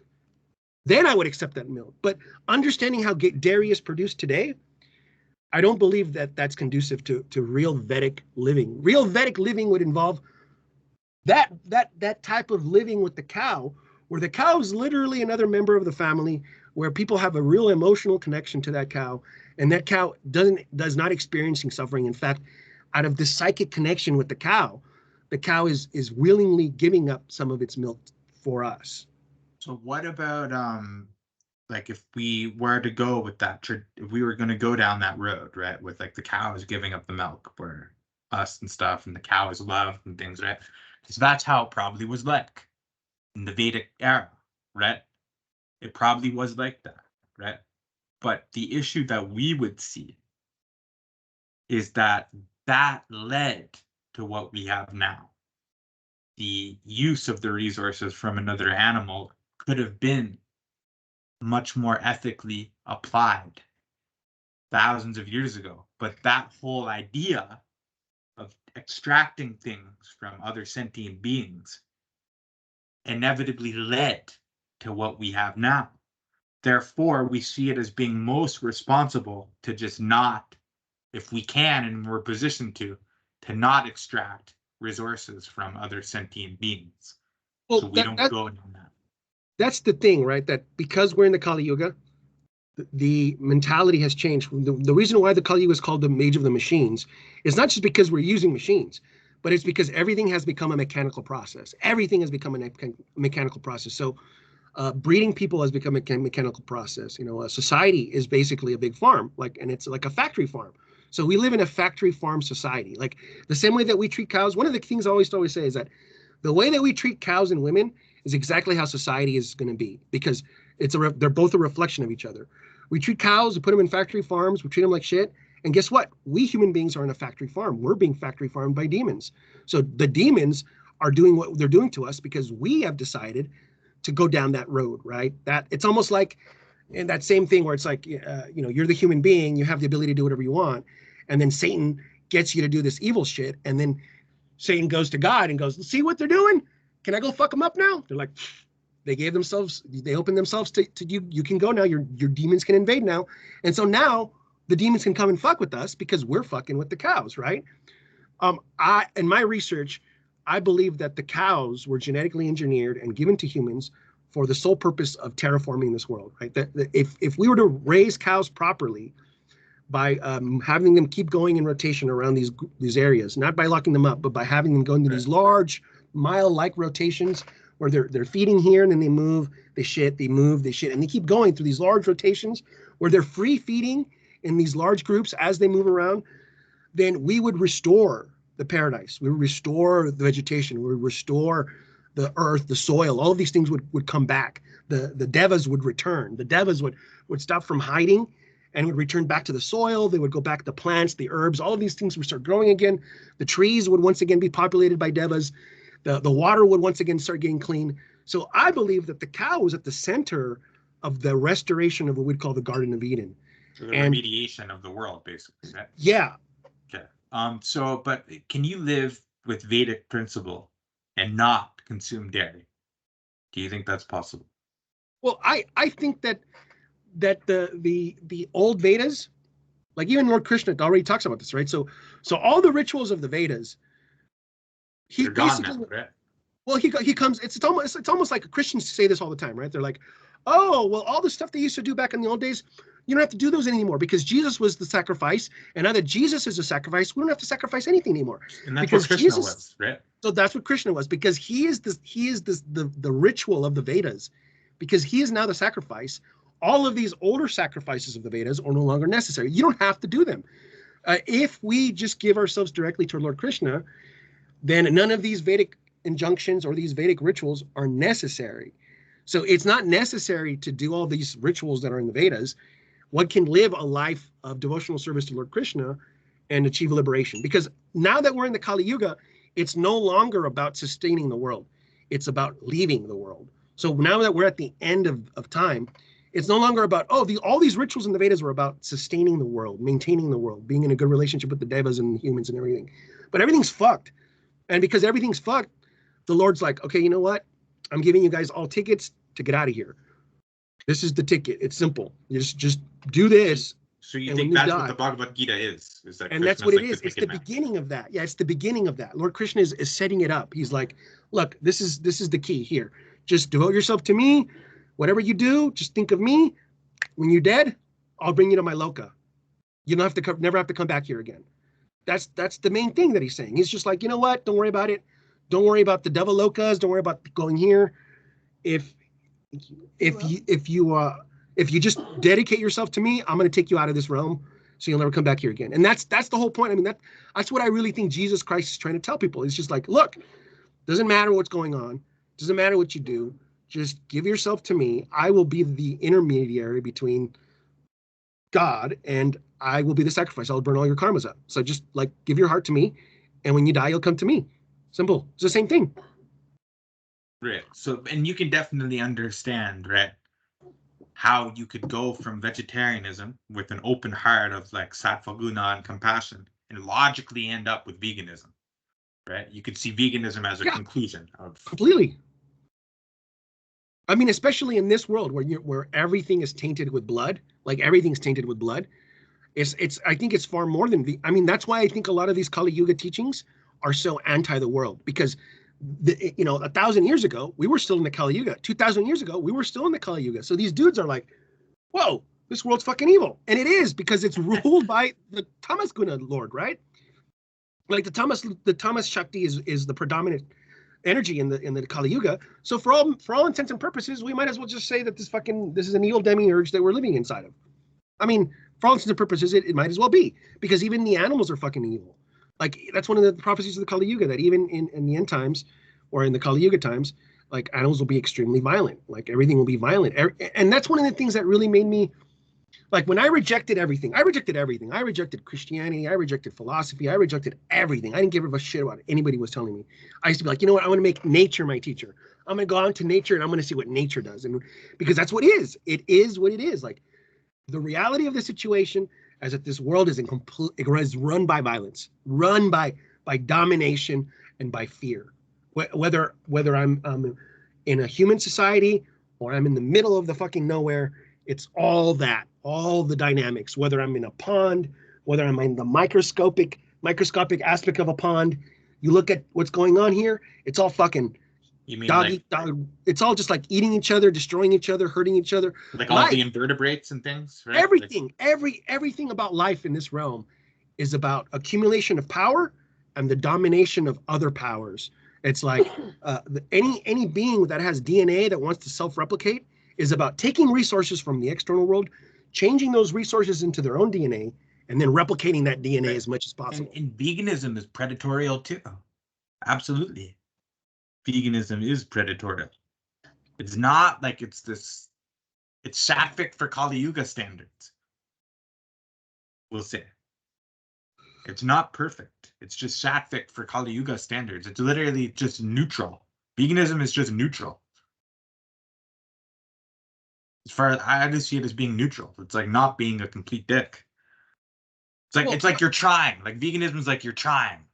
My view is this: is that, like, I know that I've recently formulated a new worldview, like my own personal worldview, right? Recently, and so how recent? Like, let's go what? As in how recent are we talking? Well, I've been working on this for a very long time, but very recently, within the last, I'd say 6 months, I've come to this conclusion where I'm like, okay, the voice that I'm going to use, where I'm going to talk, how I'm going to talk about these things is going to be entirely selfish. Like, everything is going to be based around me, my perspective, and how I see things, right? This is how I'm going to try to relate things to the world.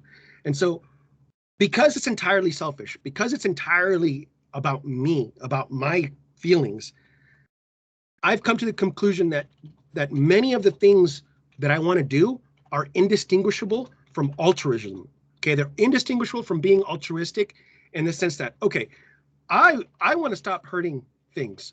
I want things to enjoy themselves. Like, I want really? Other beings. Like you do? Like now you do actually. Like right? You Yeah. Like I want other people to enjoy themselves. I want things to stop suffering. I want all these organisms around me to experience joy and to experience love.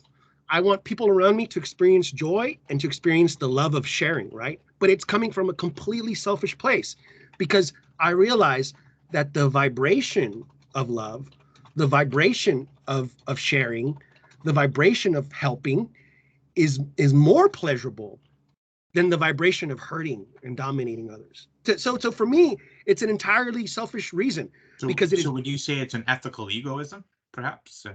If you want to call it that, I mean, it's not even, I don't even care, but see, ethics cares about other people from the standpoint of doing the right thing. But it doesn't even matter about doing the right thing or doing the wrong thing. It's not even about ethics. For me, it's about self-pleasure. My self-pleasure comes from seeing other people being happy. Like, it is entirely hedonistic and self-centered in the sense that the more happy people I see, the more I see people being healthy, the more I see people helping each other, the more I benefit, the more I'm happy. What if that happiness is at the expense of something else? No, it can't be that because it's not as Can't be good. that. Okay. It can't be good that good. It's not as good. It's like it's the quality of that is not as tasty. It's like I got two hamburgers, right? One hamburger is full of suffering and pain, and it doesn't even taste nearly as good as a hamburger that has been prepared. Every ingredient has been prepared with love and intention, and just that whole energy when you put it inside of you, completely different. And so coming from a point of like, man, I just want the best stuff possible now. Like I deserve the best that this world has to offer. So now to procure the best, I need the best people doing the best work. And those people need to be happy. Those people need to wake up in the morning and be like, I'm going to develop this skill because I love doing this. I want those people to wake up in the morning and be like, I love doing this. It is a fulfillment of my being to perform this skill in a skillful way. And I'm proud of what I do. And when I see those people doing that, I know they're going to make good stuff. And then when I when I partake of that stuff, it's going to be qualitatively better than people who I have to force every day to make that shit for me. And I put them in a fucking camp and I'm just like, wow, make that shit for me. Everybody get up. Oh, it's 5 o'clock in the morning. Get up. All the shit they're going to produce is not going to be nearly as good as if people who willingly get up every morning, do all these things, produce all these things, and it's good quality shit. So good quality vibes. That's where I realized the best shit comes from people who are vibing at a good energy, right? The best shit comes from other people being happy. And that's why the most selfish thing that I can do is help other people find that in themselves, find that happiness and joy where they can perform work from that state of being. True. Well, I think with that, not to cut you off, I think that covers pretty much everything I wanted to talk about. Okay. This is going to be a long video as it is. I meant to sit down and do this with you more, but last term I got really busy with school. Like it was ridiculous. It was the busiest term I've been in. This is my last semester, and it's a little bit more relaxed. So I think we could do this again soon. Like perhaps, would you be interested in doing this next Friday? Perhaps. Yeah, we can try. Yeah. Unless something comes up. Okay. And in the meantime, we could discuss like a topic, like a Shastra, perhaps. I don't know. Like which one would you be interested in? We should talk about that. We'll think about that. We'll think about that. Okay. And with the videos I'm making, I want to get out here and I want to go and film like the mountains and things and get some cooler footage than just me in my room. But the thing is that it's so bloody cold. Like my camera will get destroyed if I go out there. So like I have to wait until spring, summer. I get it. To actually bring my camera out and make some cool stuff and get up high in the permafrost and tundra and things. Because, but yeah. But generally you've been supportive of that endeavor of mine, like the videos and stuff, yeah. Like you think it's good what I'm doing, right? Yeah, of course. Like from an object, because you know how you're always critical of your own work. Yes. You know what I mean? So from an objective point of view, like there's probably like, do you think it's unique at least what I'm creating, right? Absolutely. I think it's wonderful. I think it's great, man. It's wonderful. I support you. Cool. Okay. Well, yeah, I was just curious about that. All right. Well, it was great talking to you. We'll get on. We'll do this again. Good luck with your work, your studies. Yes. And who knows, maybe one day I'll make it down to you're in Oregon, right? Oregon, yeah. Yeah, I'm planning to go down to the States at some point. So you're really not that, like, at least you're in the West, Pacific Northwest. Like I just need to go through BC, right? Yeah. BC basically. and Washington State, and then I'm in Oregon. So you're Basically. probably about 3,000, 4,000 kilometers from me. I'm almost like 4,000 kilometers north of you, man. Yeah, we're not too far from each other. Yeah, like, anyways. Well, wonderful. It was great talking. We'll do this again. Yeah, Jai Mahakal, Jai Guru Dev, Jai Swamiji. We'll do this again soon. We'll do this again soon. It was wonderful talking with you. You have a great day. I don't know what you're doing over there, if it's day or night, or I know. Are you still in that long night cycle, or? No, like we're slowly transitioning to like, well, it's kind of normal now. We've just entered into a phase of normalcy where it's like the sun is up around 9:30. Whereas about a month ago, the sun wasn't up until like 12. And then it just didn't come up. Like it just like appeared briefly and then went back down by like 2 or 3. So we're in transitional phase right now. That's good. Yeah, it's nice to actually see some sunlight. Yeah, that was pretty brutal for a minute Okay. there. All right. Well, Om Namah Shivaya, and I'll see you next week. Ramadev.